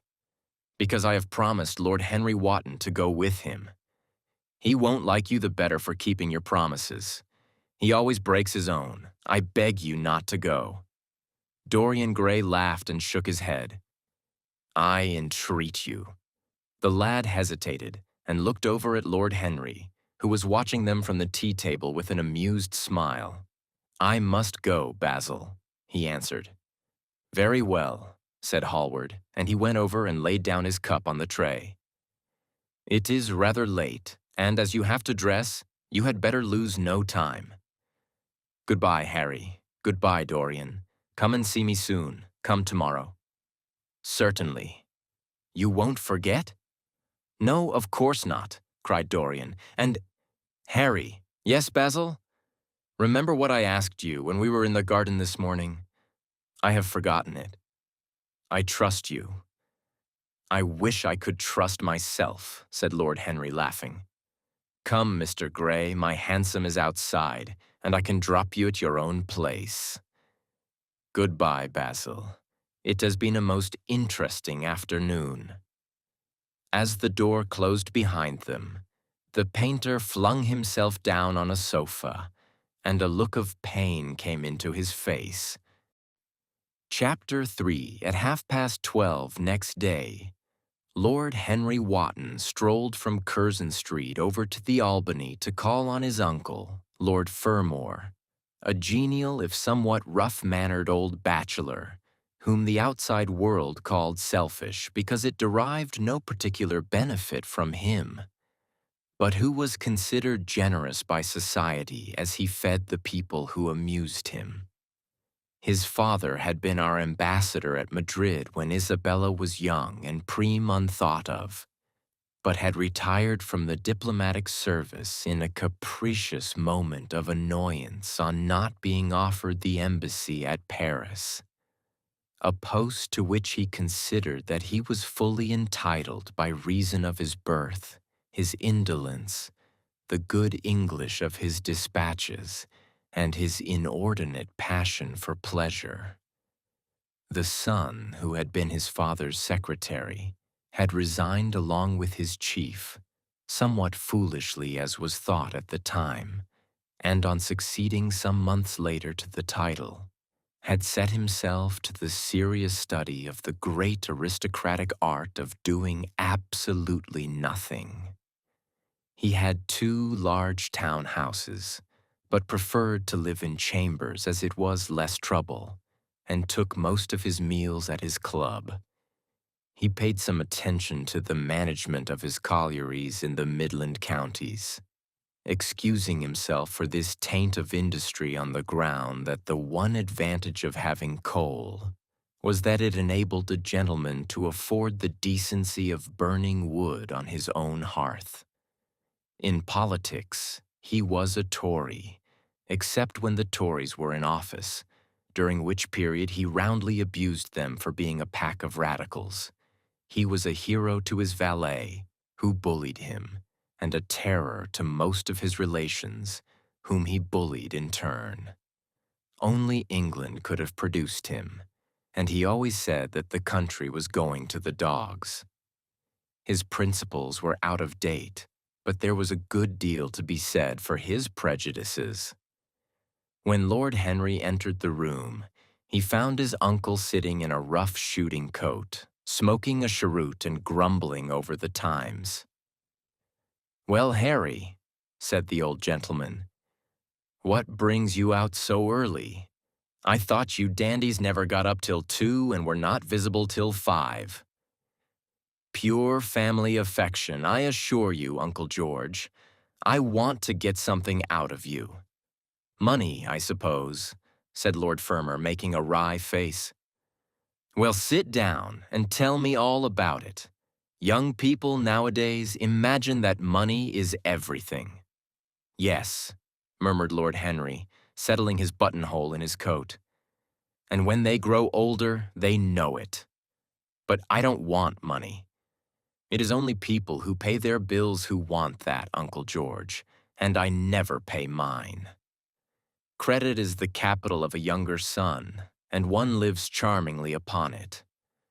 Besides, I always deal with Dartmoor's tradesmen, and consequently they never bother me. What I want is information. Not useful information, of course. Useless information. Well, I can tell you anything that is in an English blue book, Harry, although these fellows nowadays write a lot of nonsense. When I was in the diplomatic, things were much better. But I hear they let them in now by examination. What can you expect? Examinations, sir, are pure humbug from beginning to end. If a man is a gentleman, he knows quite enough, and if he is not a gentleman, whatever he knows is bad for him. "Mr. Dorian Gray does not belong to blue books, Uncle George," said Lord Henry languidly. "Mr. Dorian Gray? Who is he?" asked Lord Fermor, knitting his bushy white eyebrows. "That is what I have come to learn, Uncle George. Or rather, I know who he is. He is the last Lord Kelso's grandson. His mother was a Devereux, Lady Margaret Devereux." "I want you to tell me about his mother. What was she like?" Whom did she marry? You have known nearly everybody in your time, so you might have known her. I am very much interested in Mr. Gray at present. I have only just met him." "Kelso's grandson," echoed the old gentleman. "Kelso's grandson. Of course. I knew his mother intimately. I believe I was at her christening. She was an extraordinarily beautiful girl, Margaret Devereux, and made all the men frantic by running away with a penniless young fellow. A mere nobody, sir, a subaltern in a foot regiment, or something of that kind. Certainly. I remember the whole thing as if it happened yesterday. The poor chap was killed in a duel at Spa a few months after the marriage. There was an ugly story about it. They said Kelso got some rascally adventurer, some Belgian brute, to insult his son-in-law in public. Paid him, sir, to do it, paid him. And that the fellow spitted his man as if he had been a pigeon. The thing was hushed up. But, egad, Kelso ate his chop alone at the club for some time afterwards. He brought his daughter back with him, I was told, and she never spoke to him again. Oh, yes, it was a bad business. The girl died, too, died within a year. So she left a son, did she? I had forgotten that. What sort of boy is he? If he's like his mother, he must be a good-looking chap. He is very good-looking, assented Lord Henry. I hope he will fall into proper hands, continued the old man. He should have a pot of money waiting for him if Kelso did the right thing by him. His mother had money, too. All the Selby property came to her through her grandfather. Her grandfather hated Kelso, thought him a mean dog. He was, too. Came to Madrid once when I was there. Egad, I was ashamed of him. The Queen used to ask me about the English noble who was always quarreling with the cabmen about their fares. They made quite a story of it. I didn't dare show my face at court for a month. I hope he treated his grandson better than he did the Jarvies. I don't know, answered Lord Henry. I fancy that the boy will be well off. He is not of age yet. He has Selby, I know. He told me so. And his mother was very beautiful. Margaret Devereux was one of the loveliest creatures I ever saw, Harry. What on earth induced her to behave as she did, I never could understand. She could have married anybody she chose. Carlington was mad after her. She was romantic, though. All the women of that family were. The men were a poor lot, but egad, the women were wonderful. Carlington went on his knees to her. Told me so himself. She laughed at him, and there wasn't a girl in London at the time who wasn't after him. And by the way, Harry, talking about silly marriages, what is this humbug your father tells me about Dartmoor wanting to marry an American? Ain't English girls good enough for him? It is rather fashionable to marry Americans just now, Uncle George. I'll back English women against the world, Harry, said Lord Fermor, striking the table with his fist. The betting is on the Americans. They don't last, I am told, muttered his uncle. A long engagement exhausts them, but they are capital at a steeplechase. They take things flying. I don't think Dartmoor has a chance. Who are her people? Grumbled the old gentleman. Has she got any? Lord Henry shook his head. American girls are as clever at concealing their parents as English women are at concealing their past, he said, rising to go. They are pork packers, I suppose. I hope so, Uncle George, for Dartmoor's sake. I am told that pork packing is the most lucrative profession in America after politics. Is she pretty? She behaves as if she was beautiful. Most American women do. It is the secret of their charm. Why can't these American women stay in their own country? They are always telling us that it is the paradise for women. It is. That is the reason why, like Eve, they are so excessively anxious to get out of it, said Lord Henry. Goodbye, Uncle George. I shall be late for lunch if I stop any longer. Thanks for giving me the information I wanted. I always like to know everything about my new friends, and nothing about my old ones. Where are you lunching, Harry? At Aunt Agatha's. I have asked myself and Mr. Gray. He is her latest protege. Humph. Tell your Aunt Agatha, Harry, not to bother me anymore with her charity appeals. I am sick of them. Why, the good woman thinks that I have nothing to do but to write checks for her silly fads. All right, Uncle George, I'll tell her, but it won't have any effect. Philanthropic people lose all sense of humanity. It is their distinguishing characteristic. The old gentleman growled approvingly and rang the bell for his servant. Lord Henry passed up the low arcade into Burlington Street and turned his steps in the direction of Berkeley Square. So that was the story of Dorian Gray's parentage. Crudely as it had been told to him, it had yet stirred him by its suggestion of a strange, almost modern romance. A beautiful woman risking everything for a mad passion. A few wild weeks of happiness cut short by a hideous, treacherous crime. Months of voiceless agony, and then a child born in pain. The mother snatched away by death, the boy left to solitude and the tyranny of an old and loveless man. Yes, it was an interesting background. It posed the lad, made him more perfect, as it were. Behind every exquisite thing that existed, there was something tragic. Worlds had to be in travail, that the meanest flower might blow. And how charming he had been at dinner the night before.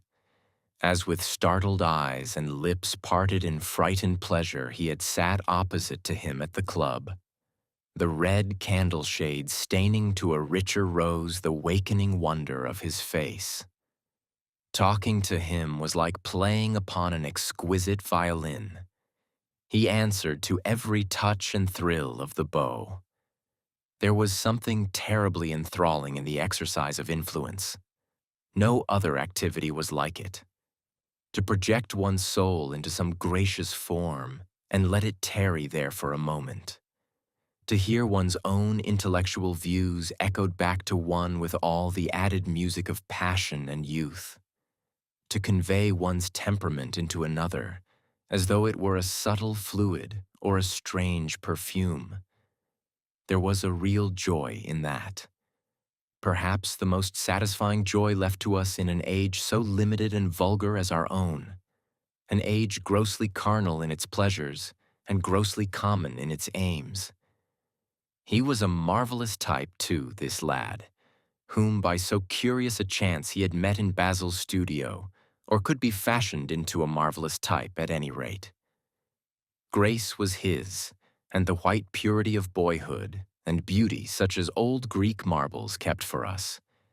There was nothing that one could not do with him. He could be made a Titan or a toy. What a pity it was that such beauty was destined to fade. And Basil? From a psychological point of view, how interesting he was. The new manner in art, the fresh mode of looking at life, suggested so strangely by the merely visible presence of one who was unconscious of it all. The silent spirit that dwelt in dim woodland and walked unseen in open field, suddenly showing herself, dryad-like and not afraid, because in his soul who sought for her there had been wakened that wonderful vision to which alone are wonderful things revealed. The mere shapes and patterns of things becoming, as it were, refined, and gaining a kind of symbolical value, as though they were themselves patterns of some other and more perfect form whose shadow they made real. How strange it all was! He remembered something like it in history. Was it not Plato, that artist in thought, who had first analyzed it? Was it not Buonarroti who had carved it in the colored marbles of a sonnet sequence? But in our own century it was strange. Yes, he would try to be to Dorian Gray what, without knowing it, the lad was to the painter who had fashioned the wonderful portrait. He would seek to dominate him, had already indeed half done so. He would make that wonderful spirit his own. There was something fascinating in this son of love and death. Suddenly he stopped and glanced up at the houses. He found that he had passed his aunt's some distance, and smiling to himself, turned back. When he entered the somewhat somber hall, the butler told him that they had gone in to lunch.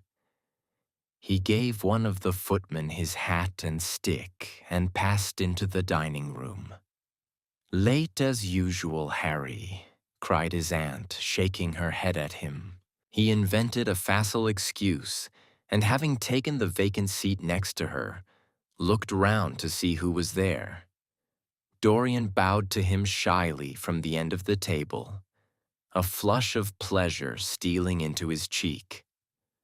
Opposite was the Duchess of Harley, a lady of admirable good nature and good temper, much liked by everyone who knew her, and of those ample architectural proportions that in women who are not duchesses are described by contemporary historians as stoutness. Next to her sat, on her right, Sir Thomas Burton, a radical member of Parliament, who followed his leader in public life and in private life, followed the best cooks, dining with the Tories and thinking with the Liberals, in accordance with a wise and well-known rule. The post on her left was occupied by Mr. Erskine of Treadley, an old gentleman of considerable charm and culture, who had fallen, however, into bad habits of silence, having, as he explained once to Lady Agatha, said everything that he had to say before he was 30. His own neighbor was Mrs. Vandeleur, one of his aunt's oldest friends, a perfect saint amongst women, but so dreadfully dowdy that she reminded one of a badly bound hymn book. Fortunately for him, she had on the other side Lord Faudel, a most intelligent middle-aged mediocrity, as bald as a ministerial statement in the House of Commons, with whom she was conversing in that intensely earnest manner which is the one unpardonable error, as he remarked once himself, that all really good people fall into, and from which none of them ever quite escape. "We are talking about poor Dartmoor, Lord Henry," cried the Duchess, nodding pleasantly to him across the table. "Do you think he will really marry this fascinating young person?" "I believe she has made up her mind to propose to him, Duchess." "How dreadful!" exclaimed Lady Agatha. "Really, someone should interfere. I am told on excellent authority that her father keeps an American dry goods store," said Sir Thomas Burton, looking supercilious. "My uncle has already suggested pork packing, Sir Thomas." "Dry goods? What are American dry goods?" asked the Duchess, raising her large hands in wonder and accentuating the verb. "American novels," answered Lord Henry, helping himself to some quail. The Duchess looked puzzled. "Don't mind him, my dear," whispered Lady Agatha. "He never means anything that he says." "When America was discovered," said the radical member, and he began to give some wearisome facts. Like all people who try to exhaust a subject, he exhausted his listeners. The Duchess sighed and exercised her privilege of interruption. "I wish to goodness it never had been discovered at all," she exclaimed. "Really, our girls have no chance nowadays. It is most unfair." "Perhaps, after all, America never has been discovered," said Mr. Erskine. I myself would say that it had merely been detected. "Oh, but I have seen specimens of the inhabitants," answered the Duchess vaguely. "I must confess that most of them are extremely pretty. And they dress well, too. They get all their dresses in Paris. I wish I could afford to do the same. They say that when good Americans die, they go to Paris," chuckled Sir Thomas, who had a large wardrobe of Humour's cast-off clothes. "Really? And where do bad Americans go to when they die?" inquired the Duchess. "They go to America," murmured Lord Henry. Sir Thomas frowned. "I am afraid that your nephew is prejudiced against that great country," he said to Lady Agatha. "I have traveled all over it in cars provided by the directors, who in such matters are extremely civil. I assure you that it is an education to visit it." "But must we really see Chicago in order to be educated?"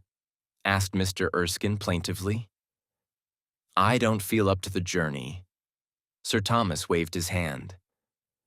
"Mr. Erskine of Treadley has the world on his shelves. We practical men like to see things, not to read about them. The Americans are an extremely interesting people. They are absolutely reasonable. I think that is their distinguishing characteristic. Yes, Mr. Erskine, an absolutely reasonable people. I assure you there is no nonsense about the Americans." "How dreadful!" cried Lord Henry. "I can stand brute force, but brute reason is quite unbearable. There is something unfair about its use. It is hitting below the intellect." "I do not understand you," said Sir Thomas, growing rather red. "I do, Lord Henry," murmured Mr. Erskine with a smile. "Paradoxes are all very well in their way," rejoined the baronet. "Was that a paradox?" asked Mr. Erskine. "I did not think so. Perhaps it was. Well, the way of paradoxes is the way of truth. To test reality, we must see it on the tightrope. When the verities become acrobats, we can judge them." "Dear me," said Lady Agatha, "how you men argue. I am sure I never can make out what you are talking about. Oh, Harry, I am quite vexed with you.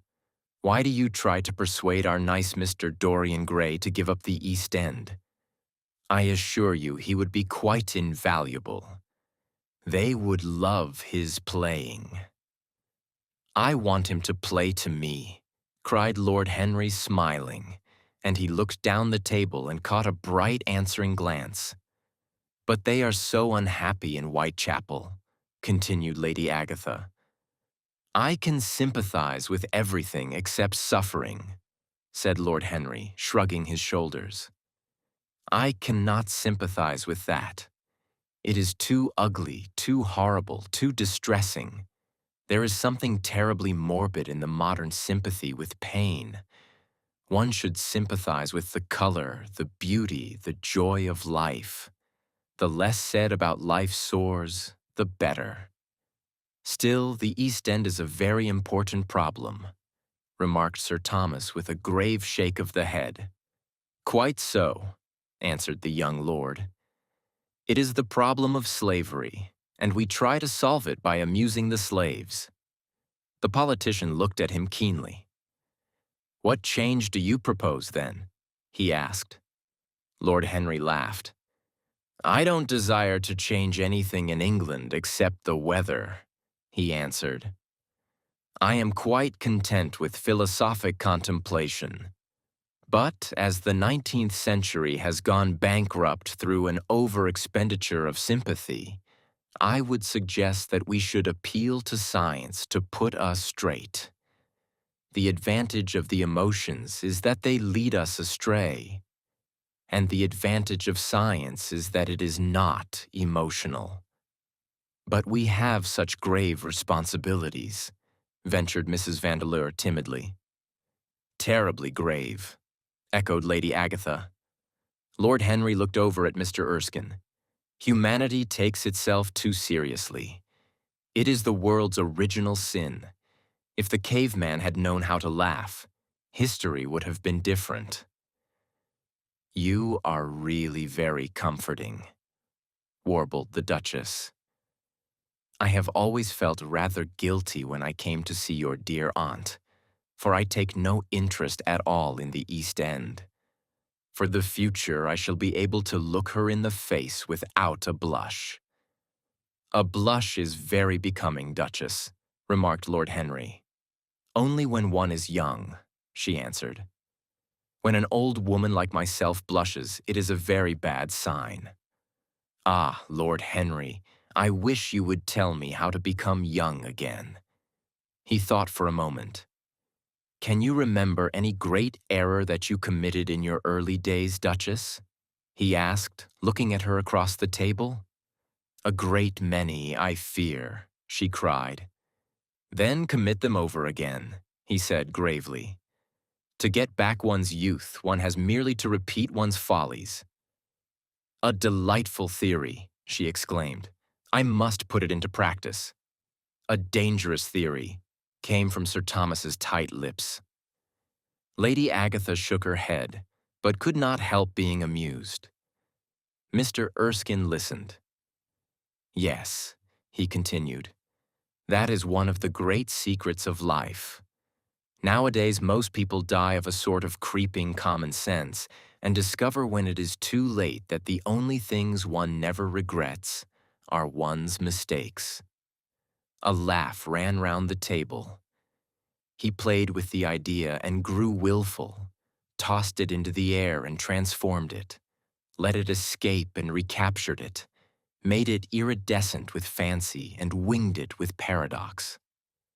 The praise of folly, as he went on, soared into a philosophy, and philosophy herself became young, and catching the mad music of pleasure, wearing, one might fancy, her wine-stained robe and wreath of ivy, danced like a bacchante over the hills of life, and mocked the slow Silenus for being sober.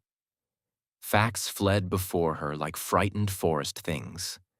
Her white feet trod the huge press at which wise Omar sits, till the seething grape juice rose round her bare limbs in waves of purple bubbles, or crawled in red foam over the vat's black, dripping, sloping sides. It was an extraordinary improvisation. He felt that the eyes of Dorian Gray were fixed on him, and the consciousness that amongst his audience there was one whose temperament he wished to fascinate seemed to give his wit keenness and to lend color to his imagination. He was brilliant, fantastic, irresponsible. He charmed his listeners out of themselves, and they followed his pipe, laughing. Dorian Gray never took his gaze off him, but sat like one under a spell, smiles chasing each other over his lips and wonder growing grave in his darkening eyes. At last, liveried in the costume of the age, reality entered the room in the shape of a servant to tell the Duchess that her carriage was waiting. She wrung her hands in mock despair. "How annoying!" she cried. "I must go. I have to call for my husband at the club, to take him to some absurd meeting at Willis's rooms, where he is going to be in the chair. If I am late, he is sure to be furious, and I couldn't have a scene in this bonnet. It is far too fragile. A harsh word would ruin it. No, I must go, dear Agatha. Goodbye, Lord Henry. You are quite delightful and dreadfully demoralizing. I am sure I don't know what to say about your views. You must come and dine with us some night. Tuesday? Are you disengaged Tuesday?" "For you, I would throw over anybody, Duchess," said Lord Henry with a bow. "Ah, that is very nice and very wrong of you," she cried. "So mind you come." And she swept out of the room, followed by Lady Agatha and the other ladies. When Lord Henry had sat down again, Mr. Erskine moved round, and taking a chair close to him, placed his hand upon his arm. "You talk books away," he said. "Why don't you write one?" I am too fond of reading books to care to write them, Mr. Erskine. I should like to write a novel, certainly. A novel that would be as lovely as a Persian carpet and as unreal. But there is no literary public in England for anything except newspapers, primers, and encyclopedias. Of all people in the world, the English have the least sense of the beauty of literature. I fear you are right, answered Mr. Erskine. I myself used to have literary ambitions, but I gave them up long ago. And now, my dear young friend, if you will allow me to call you so, may I ask if you really meant all that you said to us at lunch? I quite forget what I said, smiled Lord Henry. Was it all very bad? Very bad indeed. In fact, I consider you extremely dangerous, and if anything happens to our good Duchess, we shall all look on you as being primarily responsible. But I should like to talk to you about life. The generation into which I was born was tedious. Some day when you are tired of London, come down to Treadley and expound to me your philosophy of pleasure over some admirable Burgundy I am fortunate enough to possess. I shall be charmed. A visit to Treadley would be a great privilege. It has a perfect host and a perfect library. You will complete it, answered the old gentleman with a courteous bow. And now I must bid goodbye to your excellent aunt. I am due at the Athenaeum. It is the hour when we sleep there. All of you, Mr. Erskine? 40 of us in 40 armchairs. We are practicing for an English Academy of Letters. Lord Henry laughed and rose. I am going to the park, he cried. As he was passing out of the door, Dorian Gray touched him on the arm. Let me come with you, he murmured. But I thought you had promised Basil Hallward to go and see him, answered Lord Henry. I would sooner come with you. Yes, I feel I must come with you. Do let me. And you will promise to talk to me all the time? No one talks so wonderfully as you do. Ah, I have talked quite enough for today, said Lord Henry, smiling. All I want now is to look at life. You may come and look at it with me if you care to. Chapter for one afternoon, a month later, Dorian Gray was reclining in a luxurious armchair in the little library of Lord Henry's house in Mayfair. It was, in its way, a very charming room, with its high-paneled wainscoting of olive-stained oak, its cream-colored frieze and ceiling of raised plasterwork, and its brick-dust felt carpet strewn with silk, long-fringed Persian rugs. On a tiny satinwood table stood a statuette by Clodion, and beside it lay a copy of Les Cent Nouvelles, bound for Margaret of Valois by Clovis Eve, and powdered with the gilt daisies that Queen had selected for her device. Some large blue china jars and parrot tulips were ranged on the mantel shelf, and through the small leaded panes of the window streamed the apricot-colored light of a summer day in London. Lord Henry had not yet come in. He was always late on principle, his principle being that punctuality is the thief of time. So the lad was looking rather sulky, as with listless fingers he turned over the pages of an elaborately illustrated edition of Manon Lescaut that he had found in one of the bookcases. The formal, monotonous ticking of the Louis XIV clock annoyed him. Once or twice he thought of going away. At last he heard a step outside, and the door opened. "How late you are, Harry," he murmured. "I am afraid it is not Harry, Mr. Gray," answered a shrill voice. He glanced quickly round and rose to his feet. "I beg your pardon. I thought—" "You thought it was my husband. It is only his wife. You must let me introduce myself. I know you quite well by your photographs. I think my husband has got 17 of them." "Not 17, Lady Henry?" "Well, 18 then. And I saw you with him the other night at the opera."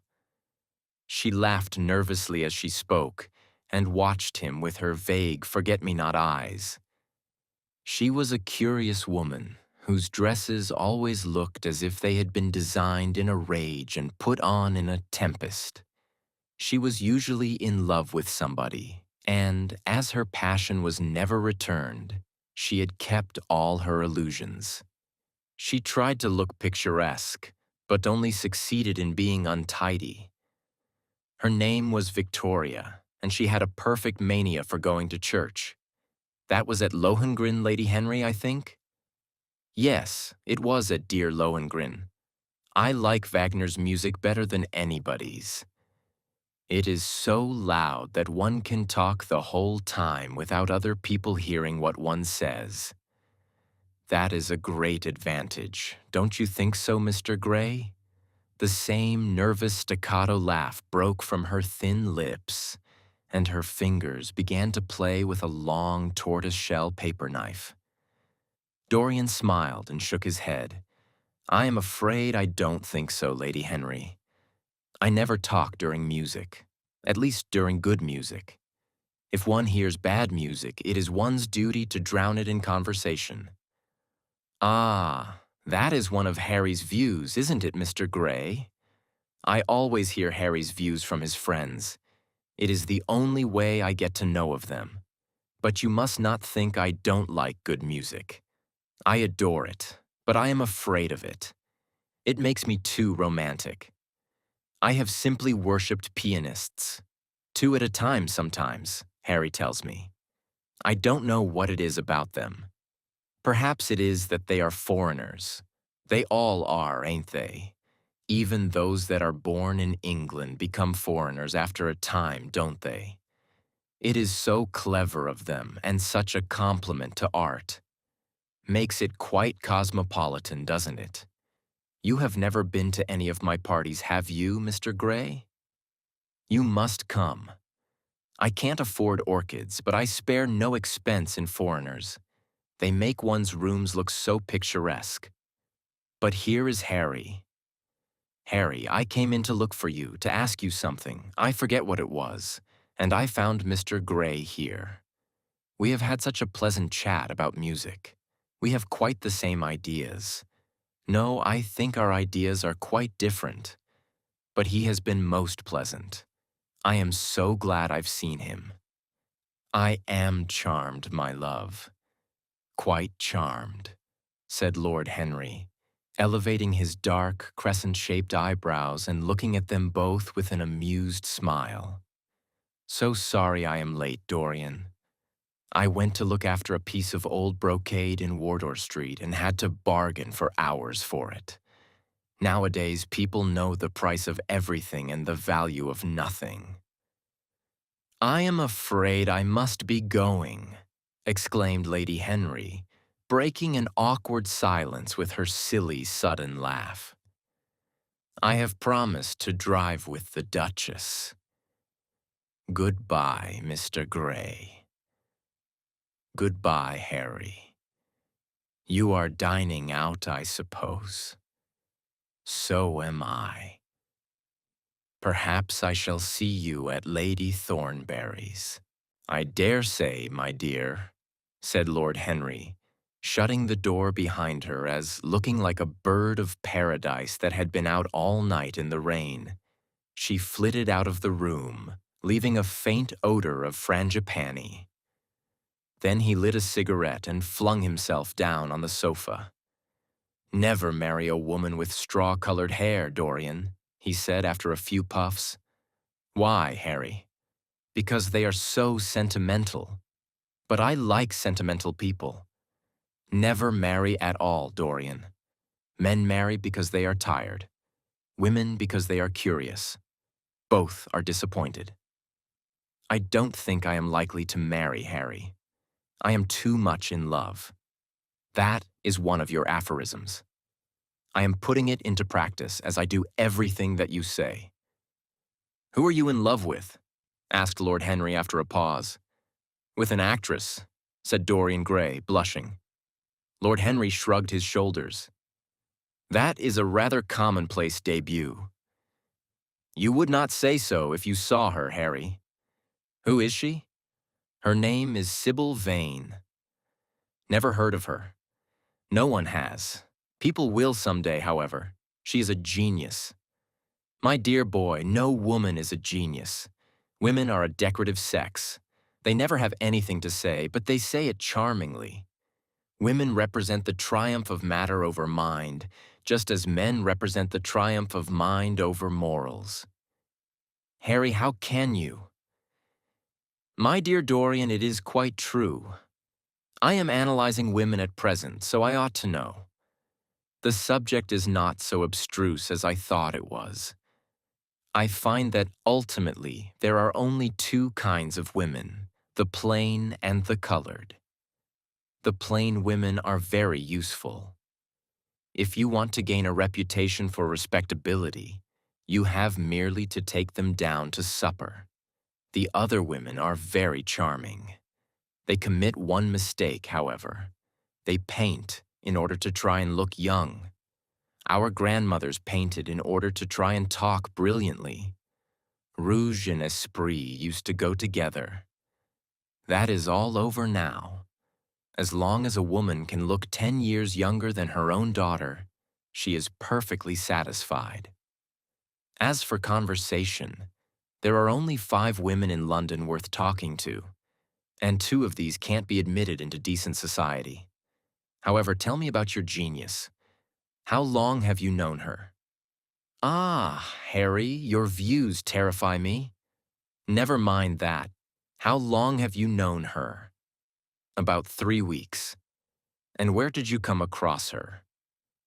I will tell you, Harry, but you mustn't be unsympathetic about it. After all, it never would have happened if I had not met you. You filled me with a wild desire to know everything about life. For days after I met you, something seemed to throb in my veins. As I lounged in the park or strolled down Piccadilly, I used to look at everyone who passed me and wonder, with a mad curiosity, what sort of lives they led. Some of them fascinated me. Others filled me with terror. There was an exquisite poison in the air.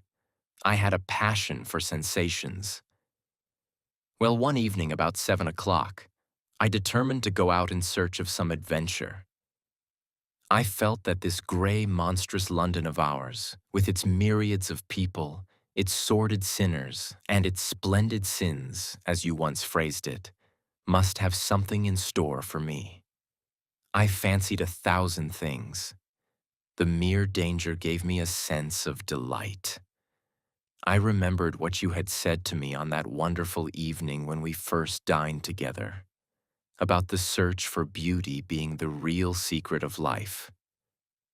I don't know what I expected, but I went out and wandered eastward, soon losing my way in a labyrinth of grimy streets and black grassless squares.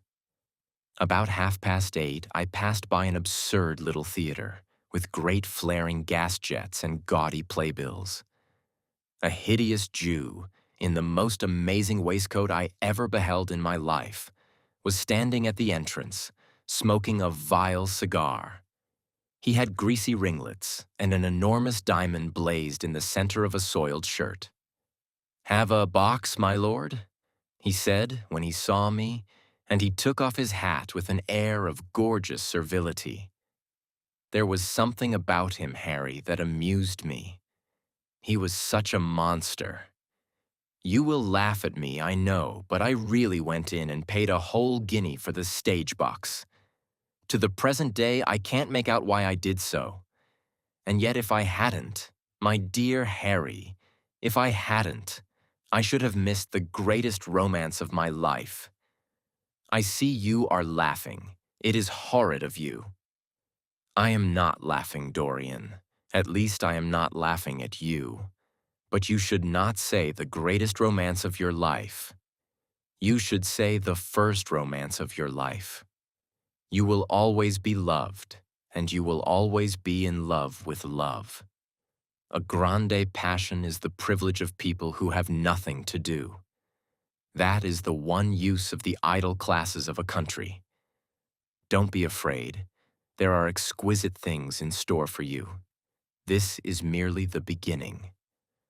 Do you think my nature so shallow?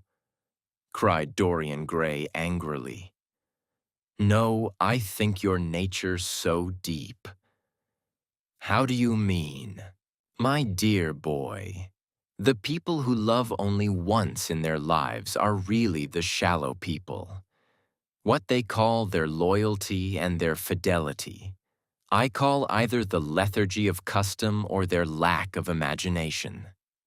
Faithfulness is to the emotional life what consistency is to the life of the intellect.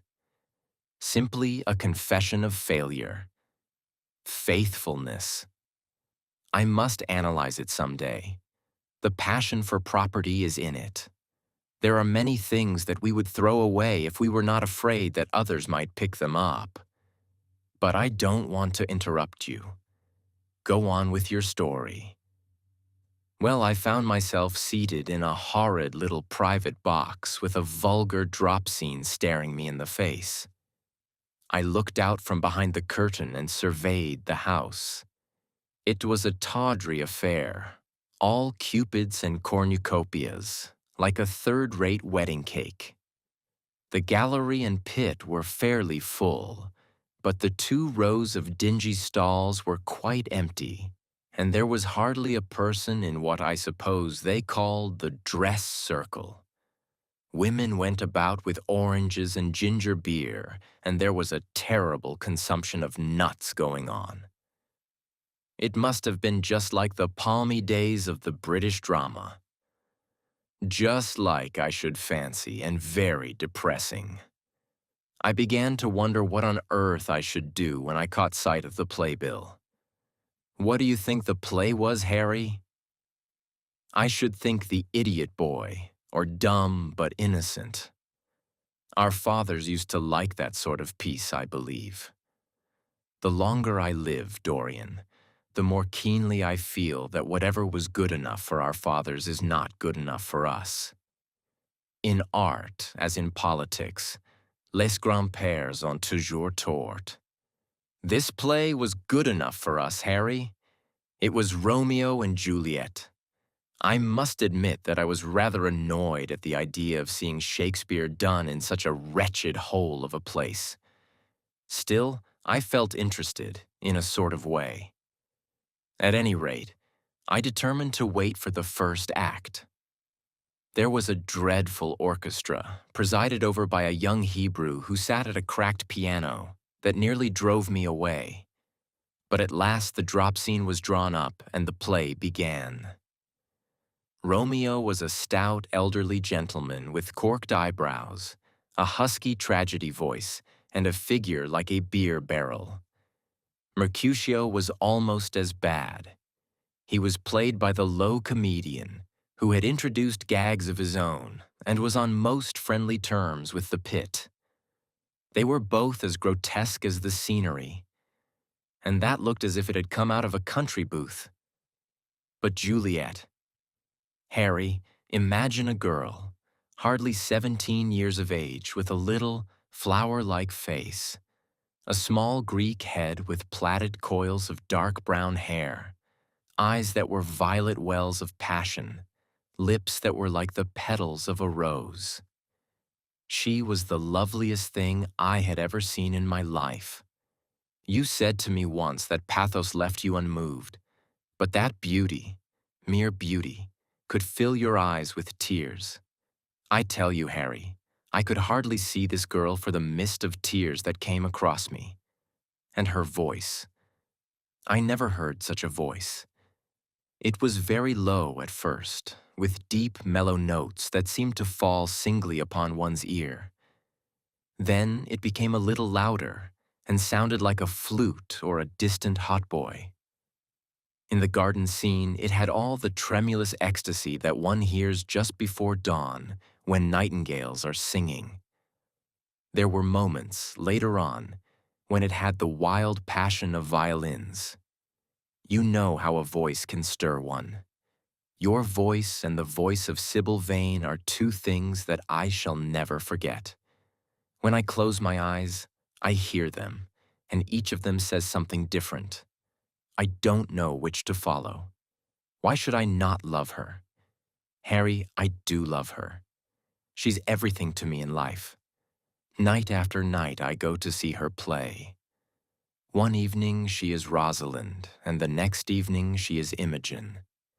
I have seen her die in the gloom of an Italian tomb, sucking the poison from her lover's lips. I have watched her wandering through the forest of Arden, disguised as a pretty boy in hose and doublet and dainty cap. She has been mad, and has come into the presence of a guilty king, and given him rue to wear, and bitter herbs to taste of. She has been innocent, and the black hands of jealousy have crushed her reed-like throat. I have seen her in every age and in every costume. Ordinary women never appeal to one's imagination. They are limited to their century. No glamour ever transfigures them. One knows their minds as easily as one knows their bonnets. One can always find them. There is no mystery in any of them. They ride in the park in the morning and chatter at tea parties in the afternoon. They have their stereotyped smile and their fashionable manner. They are quite obvious. But an actress, how different an actress is. Harry, why didn't you tell me that the only thing worth loving is an actress? Because I have loved so many of them, Dorian. Oh yes, horrid people with dyed hair and painted faces. Don't run down dyed hair and painted faces. There is an extraordinary charm in them sometimes, said Lord Henry. I wish now I had not told you about Sybil Vane. You could not have helped telling me, Dorian. All through your life you will tell me everything you do. Yes, Harry, I believe that is true. I cannot help telling you things. You have a curious influence over me. If I ever did a crime, I would come and confess it to you. You would understand me. People like you, the willful sunbeams of life, don't commit crimes, Dorian. But I am much obliged for the compliment all the same. And now tell me, reach me the matches like a good boy, thanks. What are your actual relations with Sybil Vane? Dorian Gray leaped to his feet, with flushed cheeks and burning eyes. Harry, Sybil Vane is sacred. It is only the sacred things that are worth touching, Dorian, said Lord Henry, with a strange touch of pathos in his voice. But why should you be annoyed? I suppose she will belong to you someday. When one is in love, one always begins by deceiving oneself, and one always ends by deceiving others. That is what the world calls a romance.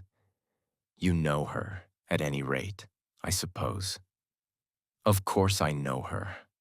On the first night I was at the theater, the horrid old Jew came round to the box after the performance was over and offered to take me behind the scenes and introduce me to her. I was furious with him and told him that Juliet had been dead for hundreds of years and that her body was lying in a marble tomb in Verona. I think, from his blank look of amazement, that he was under the impression that I had taken too much champagne or something. I am not surprised. Then he asked me if I wrote for any of the newspapers. I told him I never even read them. He seemed terribly disappointed at that, and confided to me that all the dramatic critics were in a conspiracy against him, and that they were every one of them to be bought. I should not wonder if he was quite right there. But, on the other hand, judging from their appearance, most of them cannot be at all expensive.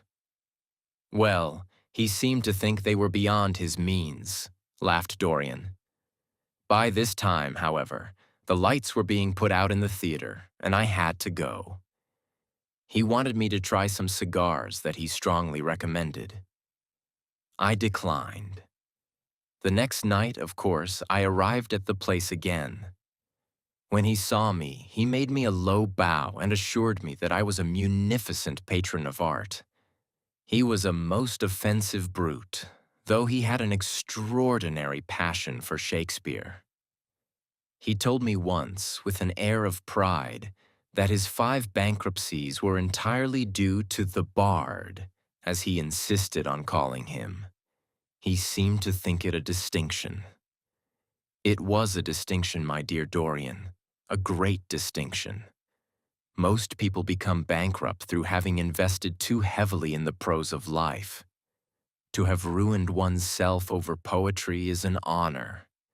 But when did you first speak to Miss Sybil Vane? The 3rd night. She had been playing Rosalind. I could not help going round. I had thrown her some flowers, and she had looked at me. At least I fancied that she had. The old Jew was persistent. He seemed determined to take me behind, so I consented. It was curious my not wanting to know her, wasn't it? No, I don't think so. My dear Harry, why? I will tell you some other time. Now I want to know about the girl. Sybil? Oh, she was so shy and so gentle. There is something of a child about her. Her eyes opened wide in exquisite wonder when I told her what I thought of her performance, and she seemed quite unconscious of her power. I think we were both rather nervous.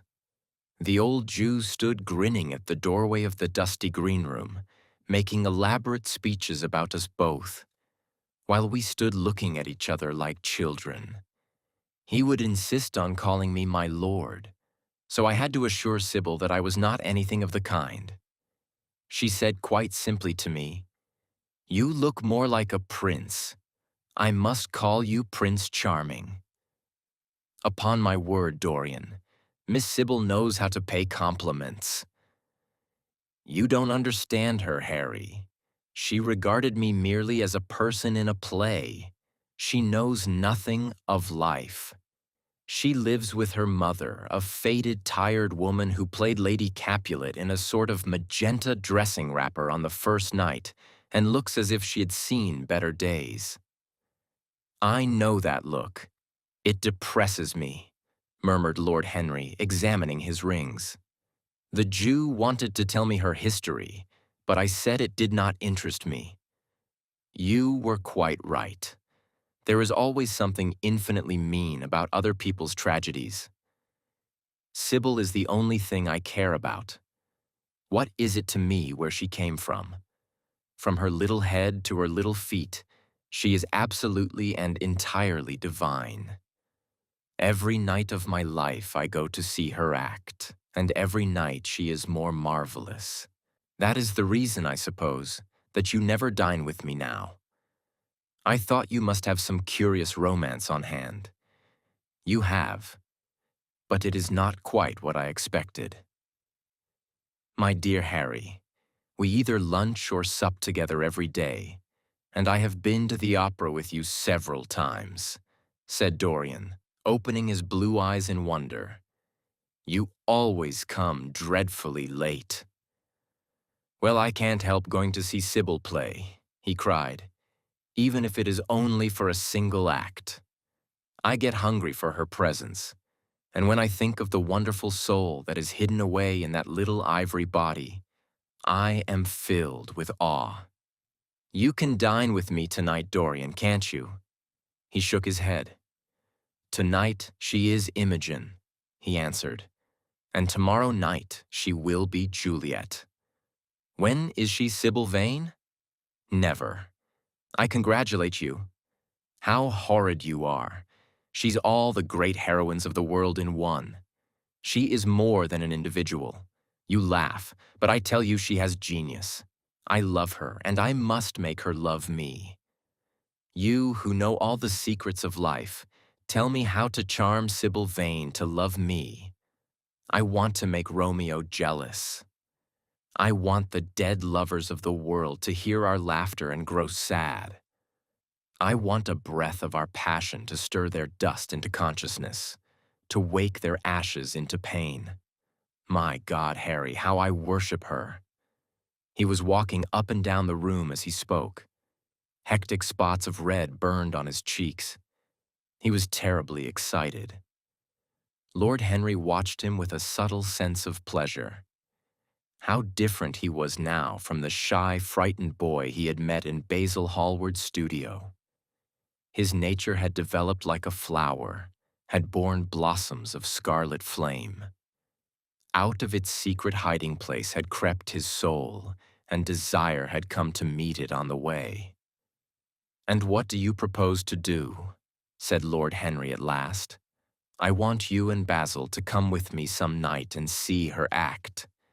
I have not the slightest fear of the result. You are certain to acknowledge her genius. Then we must get her out of the Jew's hands. She is bound to him for 3 years, at least for 2 years and 8 months, from the present time. I shall have to pay him something, of course. When all that is settled, I shall take a West End theater and bring her out properly.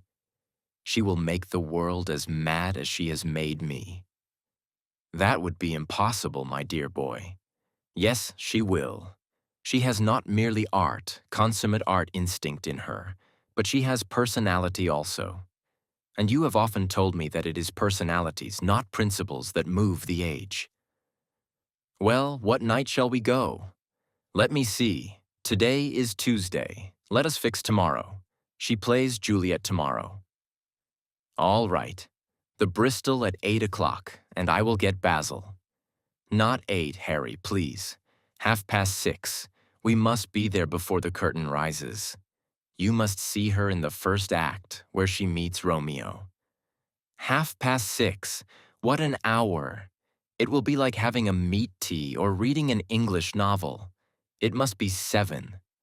No gentleman dines before 7. Shall you see Basil between this and then? Or shall I write to him?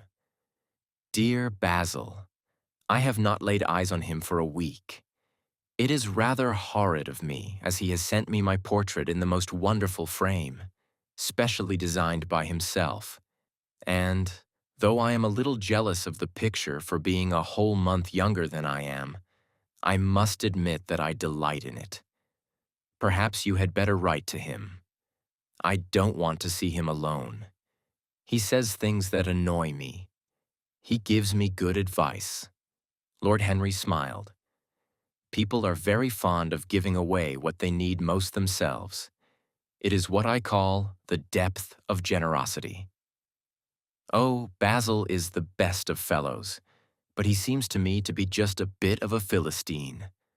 Since I have known you, Harry, I have discovered that. Basil, my dear boy, puts everything that is charming in him into his work. The consequence is that he has nothing left for life but his prejudices, his principles, and his common sense. The only artists I have ever known who are personally delightful are bad artists. Good artists exist simply in what they make, and consequently are perfectly uninteresting in what they are. A great poet, a really great poet, is the most unpoetical of all creatures.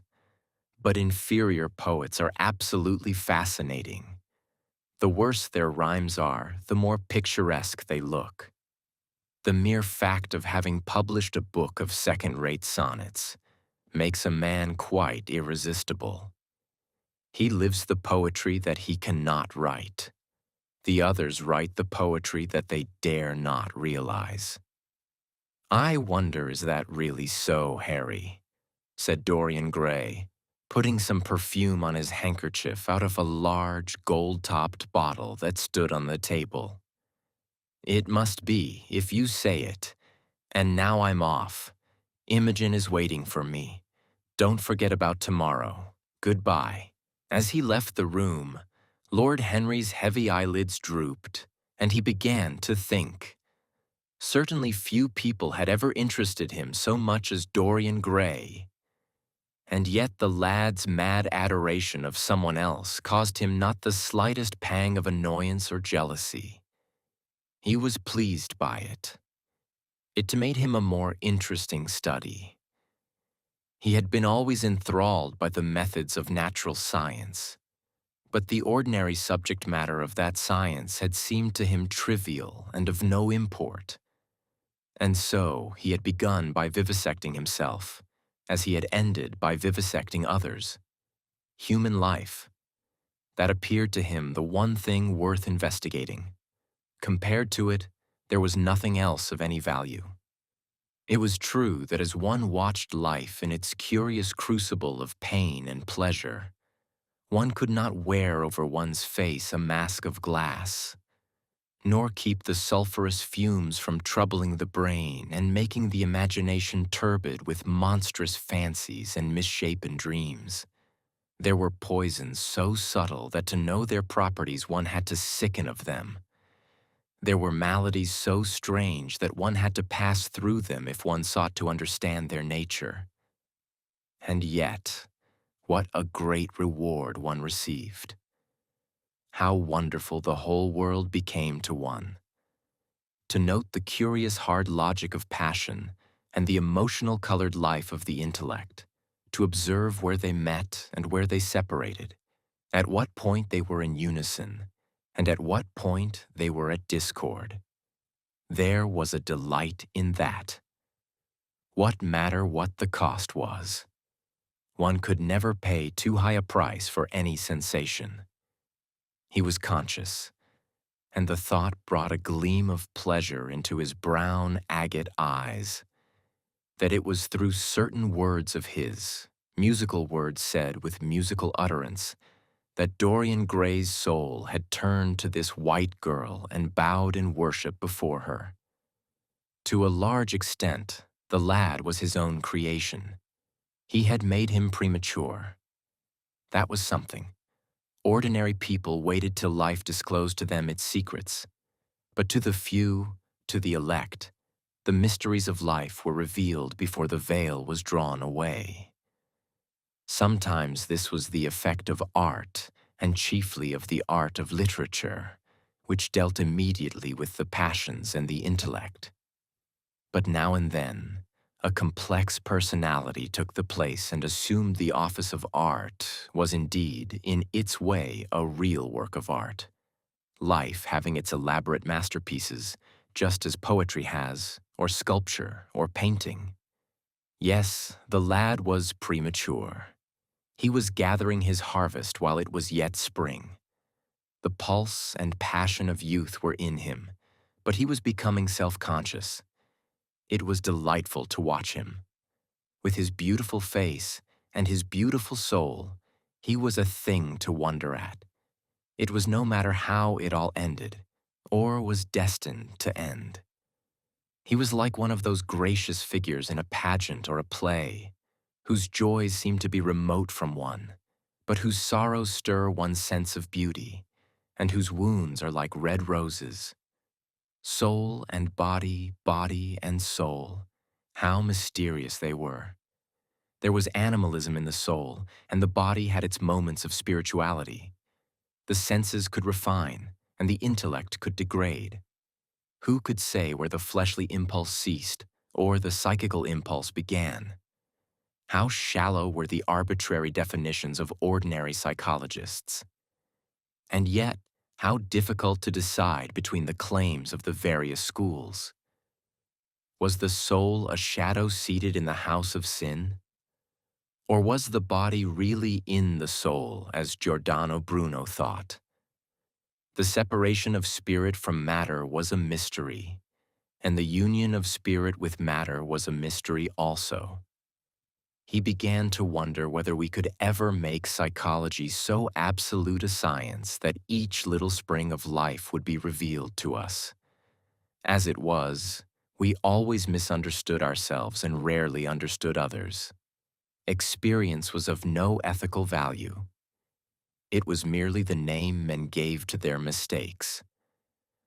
Moralists had, as a rule, regarded it as a mode of warning, had claimed for it a certain ethical efficacy in the formation of character, had praised it as something that taught us what to follow and showed us what to avoid. But there was no motive power in experience. It was as little of an active cause as conscience itself. All that it really demonstrated was that our future would be the same as our past, and that the sin we had done once, and with loathing, we would do many times, and with joy. It was clear to him that the experimental method was the only method by which one could arrive at any scientific analysis of the passions. And certainly Dorian Gray was a subject made to his hand, and seemed to promise rich and fruitful results. His sudden mad love for Sybil Vane was a psychological phenomenon of no small interest. There was no doubt that curiosity had much to do with it, curiosity and the desire for new experiences. Yet it was not a simple, but rather a very complex passion.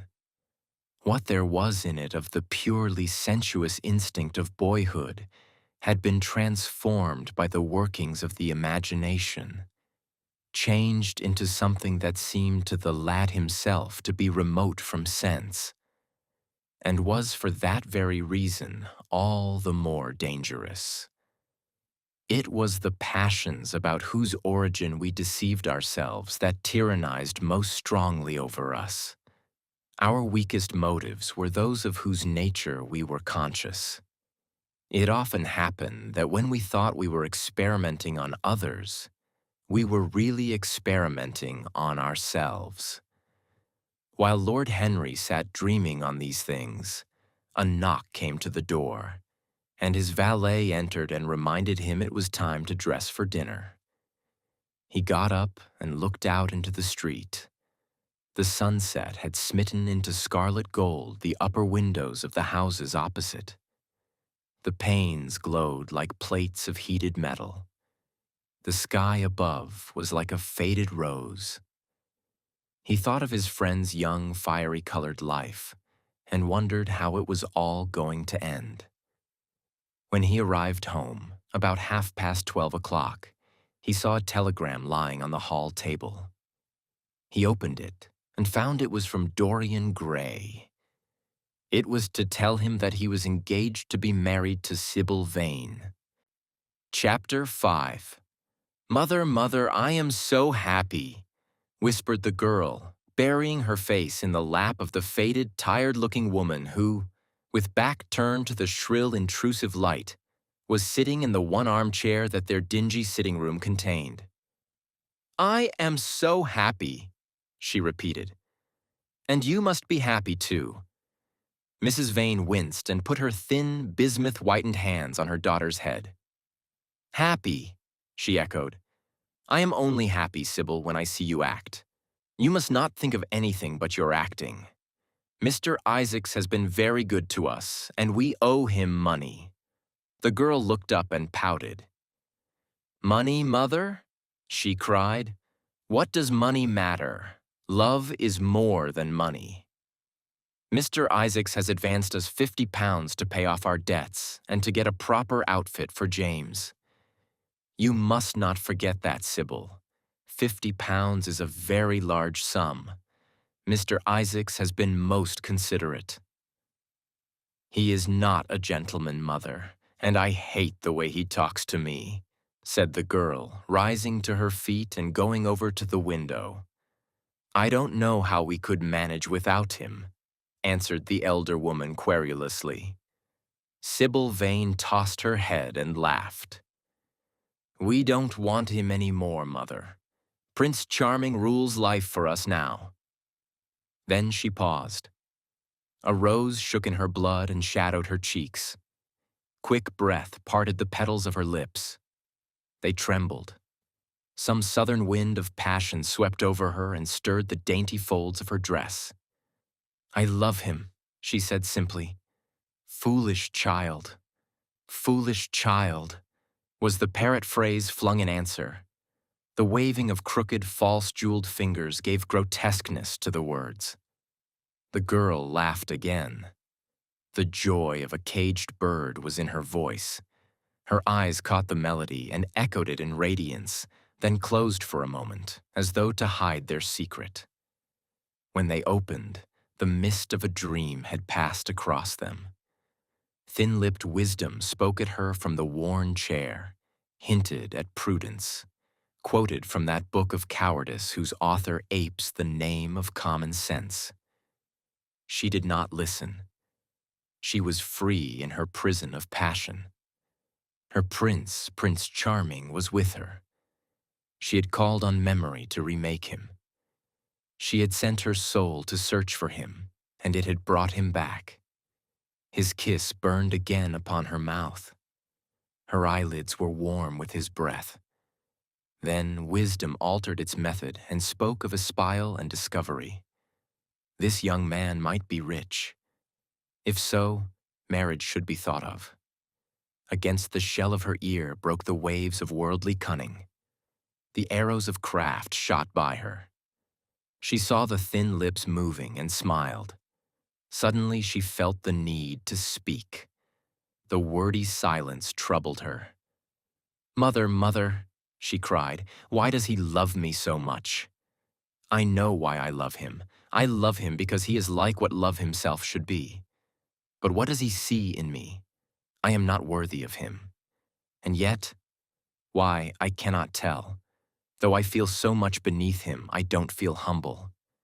I feel proud, terribly proud.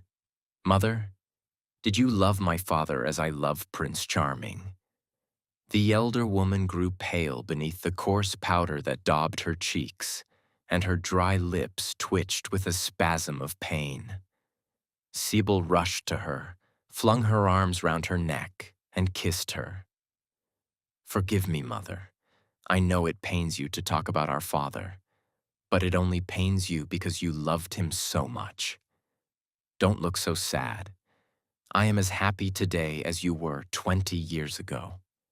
Ah, let me be happy forever. My child, you are far too young to think of falling in love. Besides, what do you know of this young man? You don't even know his name. The whole thing is most inconvenient, and really, when James is going away to Australia and I have so much to think of, I must say that you should have shown more consideration. However, as I said before, if he is rich, ah, mother, mother, let me be happy." Mrs. Vane glanced at her, and with one of these false theatrical gestures that so often become a mode of second nature to a stage player, clasped her in her arms. At this moment, the door opened, and a young lad with rough brown hair came into the room. He was thick-set of figure, and his hands and feet were large and somewhat clumsy in movement. He was not so finely bred as his sister. One would hardly have guessed the close relationship that existed between them. Mrs. Vane fixed her eyes on him and intensified her smile.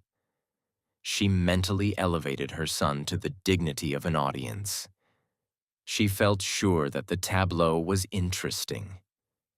"You might keep some of your kisses for me, Sybil, I think," said the lad with a good-natured grumble. "Ah, but you don't like being kissed, Jim," she cried. "You are a dreadful old bear." And she ran across the room and hugged him. James Vane looked into his sister's face with tenderness. "I want you to come out with me for a walk, Sybil. I don't suppose I shall ever see this horrid London again. I am sure I don't want to." "My son, don't say such dreadful things," murmured Mrs. Vane, taking up a tawdry theatrical dress with a sigh and beginning to patch it. She felt a little disappointed that he had not joined the group. It would have increased the theatrical picturesqueness of the situation. "Why not, mother? I mean it. You pain me, my son. I trust you will return from Australia in a position of affluence. I believe there is no society of any kind at the colonies, nothing that I would call society. So when you have made your fortune, you must come back and assert yourself in London. Society, muttered the lad. I don't want to know anything about that. I should like to make some money to take you and Sybil off the stage. I hate it. Oh, Jim, said Sybil, laughing. How unkind of you. But are you really going for a walk with me? That will be nice. I was afraid you were going to say goodbye to some of your friends, to Tom Hardy, who gave you that hideous pipe, or Ned Langton, who makes fun of you for smoking it. It is very sweet of you to let me have your last afternoon. Where shall we go? Let us go to the park. I am too shabby, he answered, frowning. Only swell people go to the park. Nonsense, Jim, she whispered, stroking the sleeve of his coat. He hesitated for a moment. Very well, he said at last, but don't be too long dressing. She danced out of the door. One could hear her singing as she ran upstairs. Her little feet pattered overhead. He walked up and down the room 2 or 3 times. Then he turned to the still figure in the chair. Mother, are my things ready? He asked. Quite ready, James, she answered, keeping her eyes on her work. For some months past, she had felt ill at ease when she was alone with this rough, stern son of hers.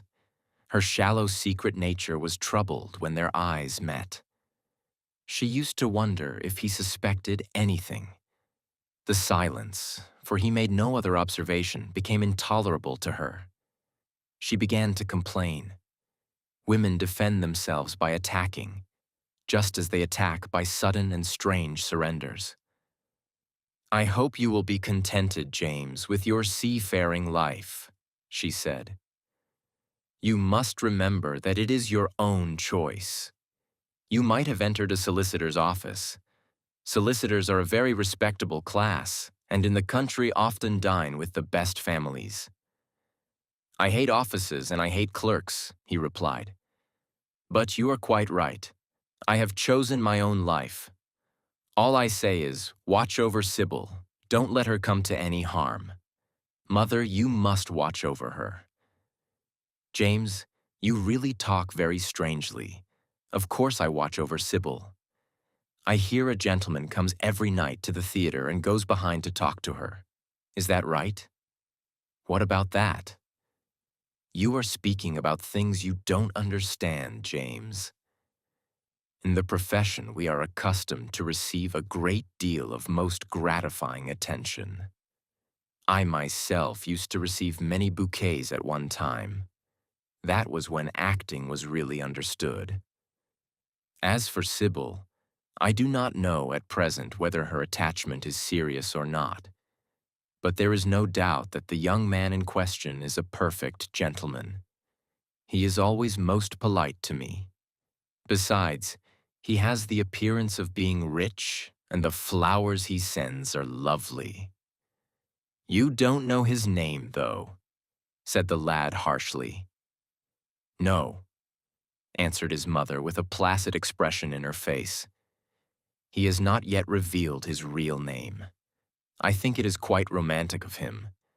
He is probably a member of the aristocracy. James Vane bit his lip. Watch over Sybil, mother, he cried. Watch over her. My son, you distress me very much. Sybil is always under my special care. Of course, if this gentleman is wealthy, there is no reason why she should not contract an alliance with him. I trust he is one of the aristocracy. He has all the appearance of it, I must say. It might be a most brilliant marriage for Sybil. They would make a charming couple. His good looks are really quite remarkable. Everybody notices them. The lad muttered something to himself and drummed on the window pane with his coarse fingers. He had just turned round to say something when the door opened and Sybil ran in. How serious you both are, she cried. What is the matter? Nothing, he answered. I suppose one must be serious sometimes. Goodbye, Mother. I will have my dinner at 5 o'clock. Everything is packed, except my shirts, so you need not trouble. Goodbye, my son, she answered with a bow of strained stateliness. She was extremely annoyed at the tone he had adopted with her, and there was something in his look that had made her feel afraid. Kiss me, Mother, said the girl. Her flower-like lips touched the withered cheek and warmed its frost. My child, cried Mrs. Vane, looking up to the ceiling in search of an imaginary gallery. Come, Sybil, said her brother impatiently. He hated his mother's affectations. They went out into the flickering, wind-blown sunlight and strolled down the dreary Euston Road. The passers-by glanced in wonder at the sullen, heavy youth who, in coarse, ill-fitting clothes, was in the company of such a graceful, refined-looking girl. He was like a common gardener walking with a rose. Jim frowned from time to time when he caught the inquisitive glance of some stranger. He had that dislike of being stared at, which comes on geniuses late in life and never leaves the commonplace. Sybil, however, was quite unconscious of the effect she was producing. Her love was trembling in laughter on her lips. She was thinking of Prince Charming, and that she might think of him all the more. She did not talk of him, but prattled on about the ship in which Jim was going to sail, about the gold he was certain to find, about the wonderful heiress whose life he was to save from the wicked red-shirted bushrangers. For he was not to remain a sailor or a supercargo or whatever he was going to be. Oh, no, a sailor's existence was dreadful. Fancy being cooped up in a horrid ship, with the hoarse, hump-backed waves trying to get in, and a black wind blowing the masts down and tearing the sails into long, screaming ribands. He was to leave the vessel at Melbourne, bid a polite goodbye to the captain, and go off at once to the goldfields. Before a week was over, he was to come across a large nugget of pure gold, the largest nugget that had ever been discovered, and bring it down to the coast in a wagon guarded by 6 mounted policemen. The bushrangers were to attack them 3 times and be defeated with immense slaughter. Or no, he was not to go to the goldfields at all. They were horrid places, where men got intoxicated and shot each other in bar rooms and used bad language. He was to be a nice sheep farmer, and one evening, as he was riding home, he was to see the beautiful heiress being carried off by a robber on a black horse, and give chase and rescue her. Of course, she would fall in love with him, and he with her, and they would get married and come home and live in an immense house in London. Yes, there were delightful things in store for him, but he must be very good and not lose his temper or spend his money foolishly. She was only a year older than he was, but she knew so much more of life. He must be sure, also, to write to her by every mail and to say his prayers each night before he went to sleep. God was very good and would watch over him. She would pray for him too, and in a few years he would come back quite rich and happy. The lad listened sulkily to her and made no answer. He was heartsick at leaving home, yet it was not this alone that made him gloomy and morose. Inexperienced though he was, he had still a strong sense of the danger of Sybil's position. This young dandy who was making love to her could mean her no good. He was a gentleman, and he hated him for that, hated him through some curious race instinct for which he could not account, and which for that reason was all the more dominant within him. He was conscious also of the shallowness and vanity of his mother's nature, and in that saw infinite peril for Sybil and Sybil's happiness. Children begin by loving their parents. As they grow older, they judge them.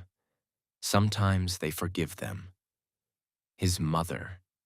He had something on his mind to ask of her, something that he had brooded on for many months of silence. A chance phrase that he had heard at the theater, a whispered sneer that had reached his ears one night as he waited at the stage door, had set loose a train of horrible thoughts. He remembered it as if it had been the lash of a hunting crop across his face. His brows knit together into a wedge-like furrow, and with a twitch of pain he bit his underlip. "You are not listening to a word I am saying, Jim," cried Sybil. "And I am making the most delightful plans for your future. Do say something." "What do you want me to say?" "Oh, that you will be a good boy and not forget us," she answered, smiling at him. He shrugged his shoulders. "You are more likely to forget me than I am to forget you, Sybil." She flushed. "What do you mean, Jim?" she asked. "You have a new friend, I hear. Who is he? Why have you not told me about him? He means you no good." "Stop, Jim," she exclaimed. "You must not say anything against him.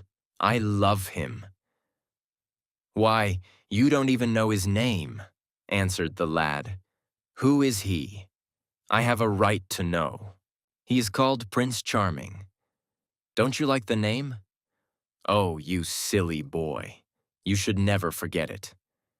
If you only saw him, you would think him the most wonderful person in the world. Someday you will meet him. When you come back from Australia, you will like him so much. Everybody likes him, and I love him. I wish you could come to the theater tonight. He is going to be there, and I am to play Juliet. Oh, how I shall play it. Fancy, Jim, to be in love and play Juliet, to have him sitting there, to play for his delight. I am afraid I may frighten the company, frighten or enthrall them. To be in love is to surpass oneself. Poor dreadful Mr. Isaacs will be shouting genius to his loafers at the bar. He has preached me as a dogma. Tonight he will announce me as a revelation. I feel it. And it is all his only, Prince Charming, my wonderful lover, my god of graces. But I am poor beside him. Poor? What does that matter? When poverty creeps in at the door, love flies in through the window. Our proverbs want rewriting. They were made in winter, and it is summer now. Springtime for me, I think, a very dance of blossoms in blue skies. "He is a gentleman," said the lad sullenly. "A prince," she cried musically. "What more do you want?" "He wants to enslave you.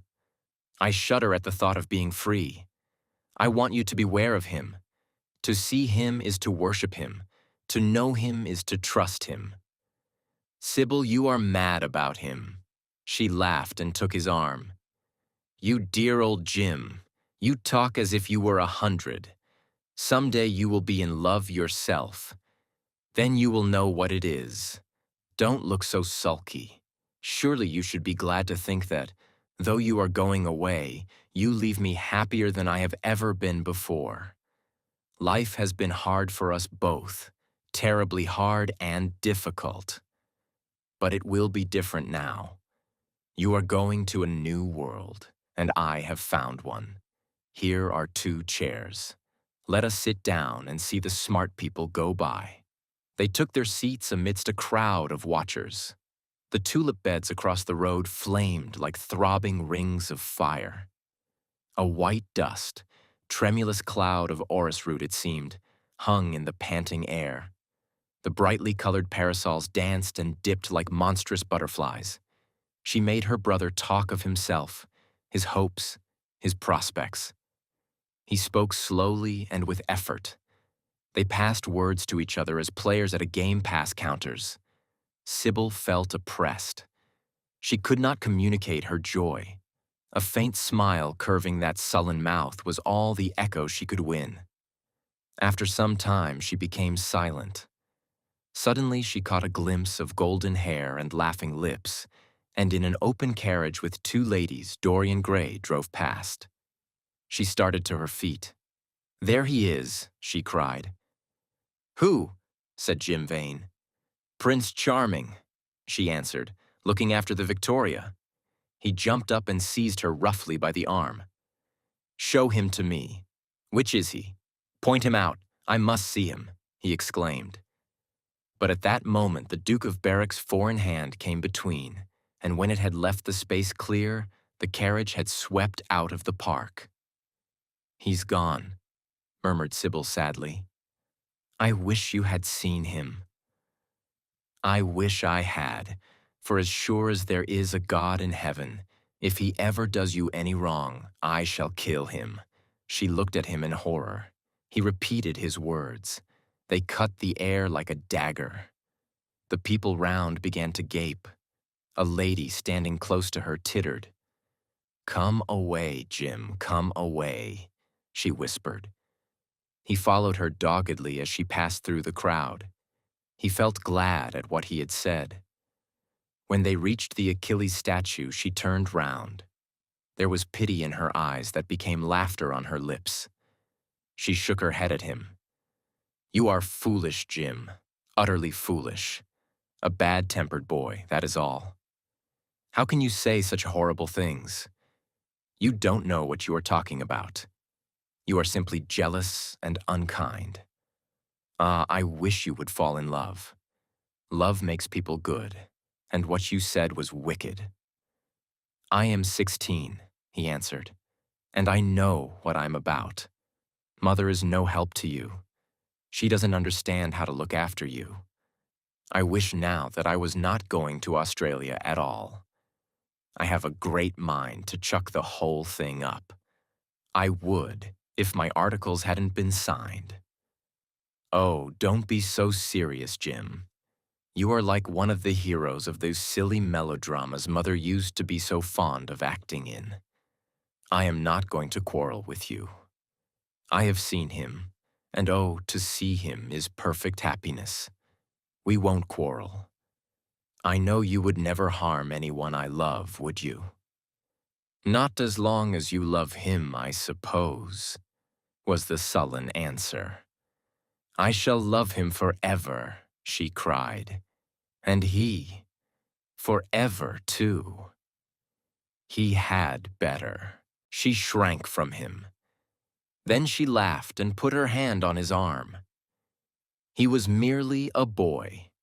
At the Marble Arch they hailed an omnibus, which left them close to their shabby home in the Euston Road.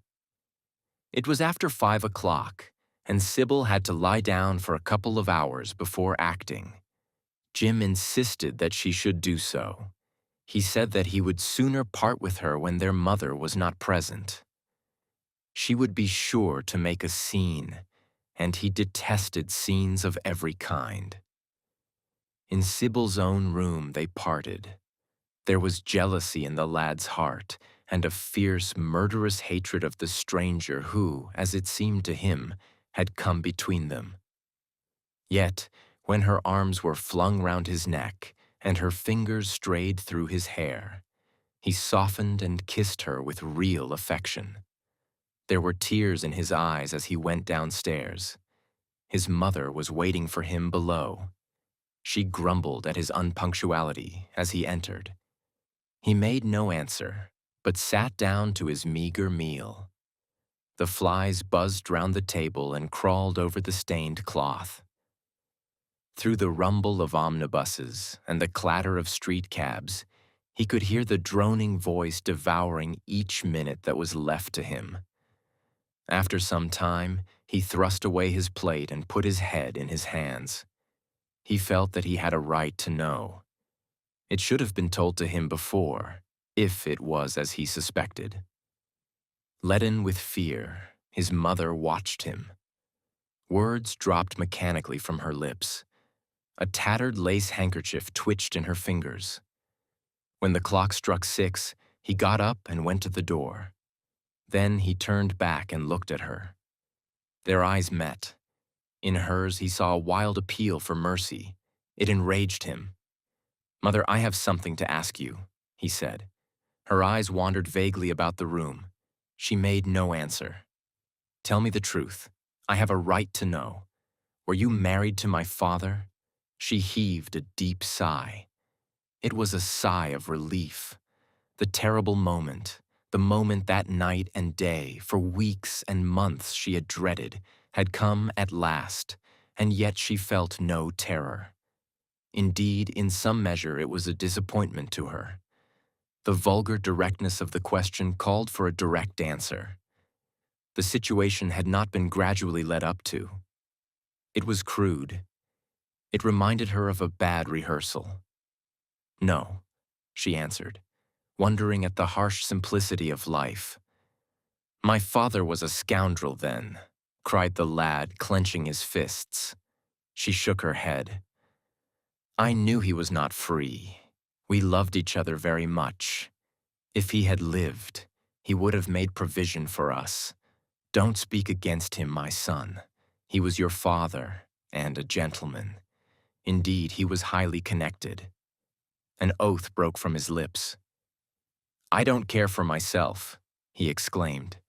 "But don't let Sybil—" "It is a gentleman, isn't it, who is in love with her or says he is? Highly connected too, I suppose." For a moment, a hideous sense of humiliation came over the woman. Her head drooped. She wiped her eyes with shaking hands. "Sybil has a mother," she murmured. "I had none." The lad was touched. He went towards her, and stooping down, he kissed her. "I am sorry if I have pained you by asking about my father," he said, "but I could not help it. I must go now. Goodbye. Don't forget that you will have only one child now to look after. And believe me that if this man wrongs my sister, I will find out who he is, track him down, and kill him like a dog. I swear it." The exaggerated folly of the threat, the passionate gesture that accompanied it, the mad melodramatic words, made life seem more vivid to her. She was familiar with the atmosphere. She breathed more freely, and for the first time for many months, she really admired her son. She would have liked to have continued the scene on the same emotional scale, but he cut her short. Trunks had to be carried down and mufflers looked for. The lodging-house drudge bustled in and out. There was the bargaining with the cabman.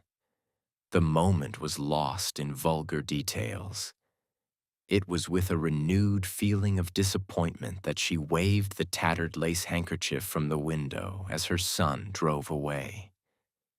She was conscious that a great opportunity had been wasted.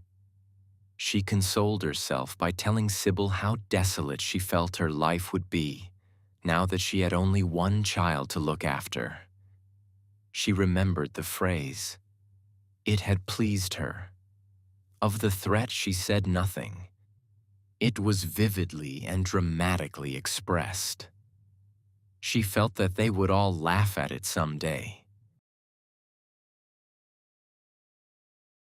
This was only the beginning. A story of beauty, desire, and the price one must pay for both. If you enjoyed this journey into the picture of Dorian Gray, consider liking the video and subscribing. The story only grows darker from here. See you soon on SoundLine Audiobooks.